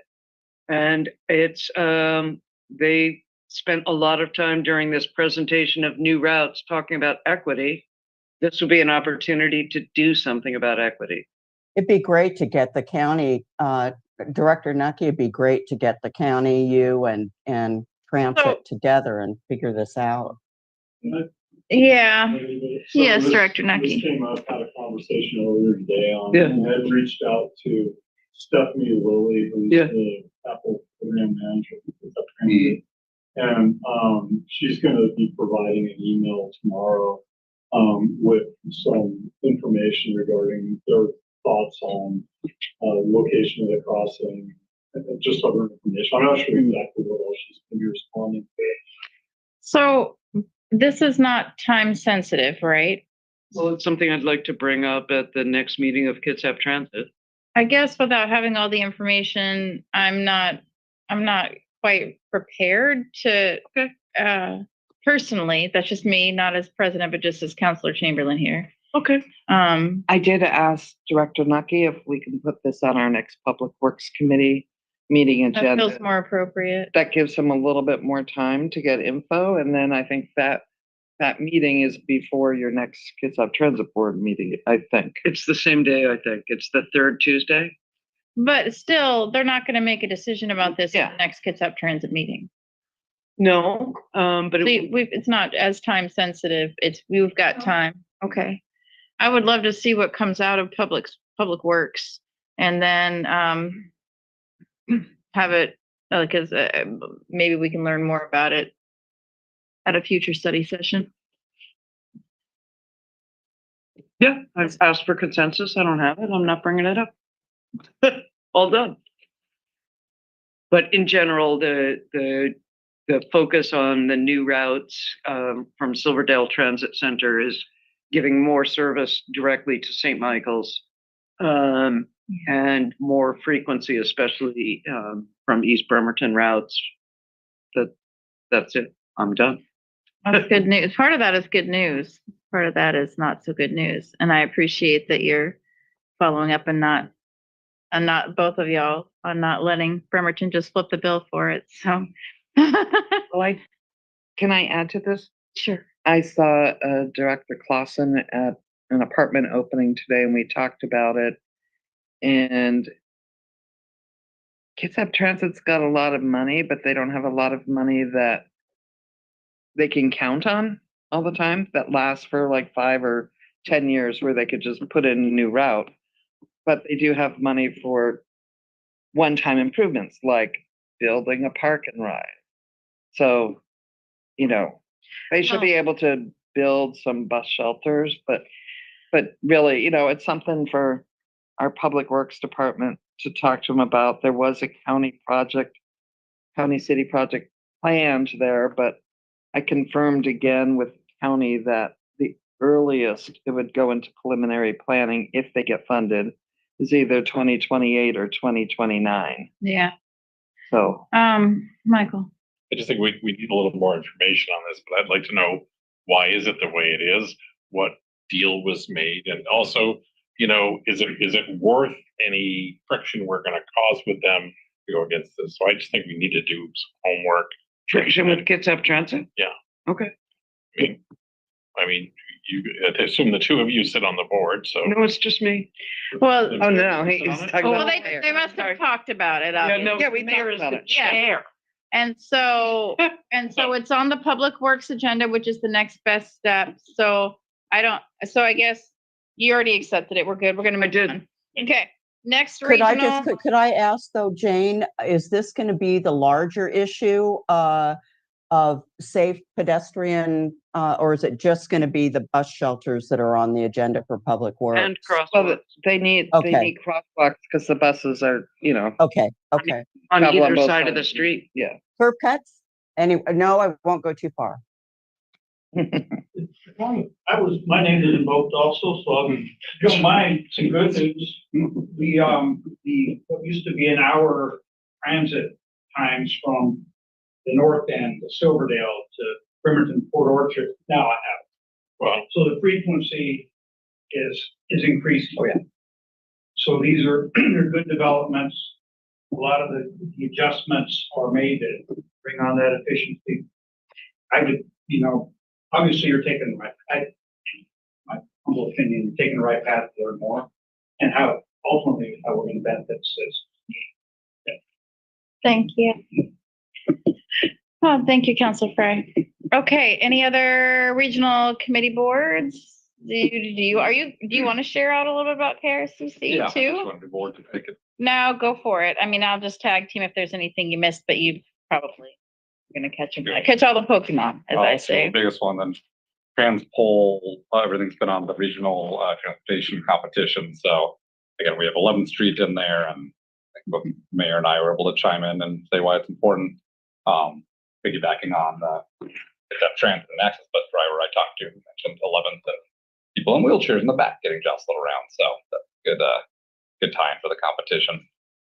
So that's ongoing, and KRCC board in general, update on the accessible ADU pre-approved plans is the board's basically moving forward with getting a RFP for the architect. proposal out there to get some pre-approved plans in place. So it sounds like all the cities in the county are basically on board with that approach, which of course make it easy to implement across the whole region. That's really good news. Those are some of the main highlights. And then there was discussion on the 0.1% of 1% mental health funding. So the county is providing updates to the board on how that funding flows down. I know Mayor Erickson Said we has shouldn't be, concerns. can I say it? Yeah. She said we shouldn't be peanut buttering the funding. What? So she has concerns, some others, that if you're spreading the funding too thin, are you really having an effect, or is it spread so thin that it's not tackling the larger issue? Give us all the money. So, She wants more money. yeah. And then the county commissioners discussed it more this morning in their briefing, that they want to keep that conversation flowing with KRCC on, and there's some argument that a little bit of peanut butter here where there's absolutely none, and it's a big deal to an organization that has nothing. So if I was there, I would counter, you can have chunky peanut butter. Ha, Yeah, yes, that's it, crunchy, crunchy Yeah. peanut butter. Crunchy, that's. There's a conversation going on. So the county commissioners provide Higher information protein to content KRCC as the anyway. board, and so I think that's all really valuable. Thank you. And I don't have anything else to add. I'm just really happy that I got to say the peanut butter in quote. Thank you for that. Good. I like this. Kids Up 911, an employment contract is being extended to Maria Jameson Olson. Hey, That's all I'm going to update from that. already done. I don't think I have any other regional boards. Anybody else have a regional board or committee? Okay, cool. Okay, I'm going to make an announcement, and then I'm going to make another announcement. And then I'm going to make another announcement after that. Okay. Due to the Juneteenth holiday landing on Wednesday per RCW 42.30.070, the meeting is automatically scheduled for the following day on Thursday, June 20th. So that's going to be a Thursday meeting, not a Wednesday meeting. Unless the council agrees to cancel the meeting, do y'all want to cancel that meeting Sort of the that pal. on the 20th? Yeah, it's not the Femmes and Thems event. It's kind of the modern day ladies' night. Well- That's the day. I don't know my calendar. I'm out of town at the AWC conference. On the 20th? Yeah, both the Eric, 19th. do you want to cancel a meeting on the 20th? I'm good to go to any meetings. I love meetings. I'm good. I'm good to keep the meeting as well. I'm just kind of getting a general feel. Jeff, I almost said. Jeff. What's projected on the agenda? Yeah, so it's general, not study session. It's What's our agenda? yeah, that's a regular council meeting. It's not a study session. The solstice, so we'll have plenty of daylight. I guess it really It is? depends in. Can we revisit this during the first briefing in June, or is that too late? Jeff, do you want to cancel or do you want to keep? I kind of want to see what the agenda calendar. Yeah, it looks really like, 'cause depends. Because It we have does. no general, Time we have sensitive. no general business on the Okay. 19th, and And then I'm just doing around. For that matter, you could vote the study session before you post it, and you could vote on those items during the study session. You could cancel the Exactly. thing, so. Exactly. And then Jane, are you okay to cancel the meeting if the agenda's light as these? If there's nothing pressing. Okay. But if there is, I think we should give Let's revisit an it. opportunity to. Let's revisit it. We can revisit it on the 13th. On June 12th, I'm sorry. June 12th, we can revisit this and see what our agenda calendar looks like on that day and then decide at that point. yeah. Okay. Here's my next announcement. I am not feeling very well and I need to close the meeting very soon, and get y'all out of here. So for the other general council business, I had said, let's bring this up. Let's talk about the Parks and Rec, making it a committee or making it a commission. Is this okay, if we can bring this up as a general council business item for our next study session? Yep. Okay. Yeah, All right. of course. Okay, thank you. And then, okay, announce that, I literally always forget to not say announce. The next council meeting will be on Wednesday, May 15th, beginning at 5:30 p.m. in the first floor meeting chambers of the Norm Dix Government Center, and announce that the public, why did you put this in here for me to read like this? Okay. The public is invited to attend in person or remotely, and any special accommodations to speak through Zoom during public recognition need to be made in advance with our clerk, Angela Hoover. Her number is 360-473-5323, and they need to be done 4 hours in advance of our meeting. The meeting is adjourned. Thank Go to the order? No,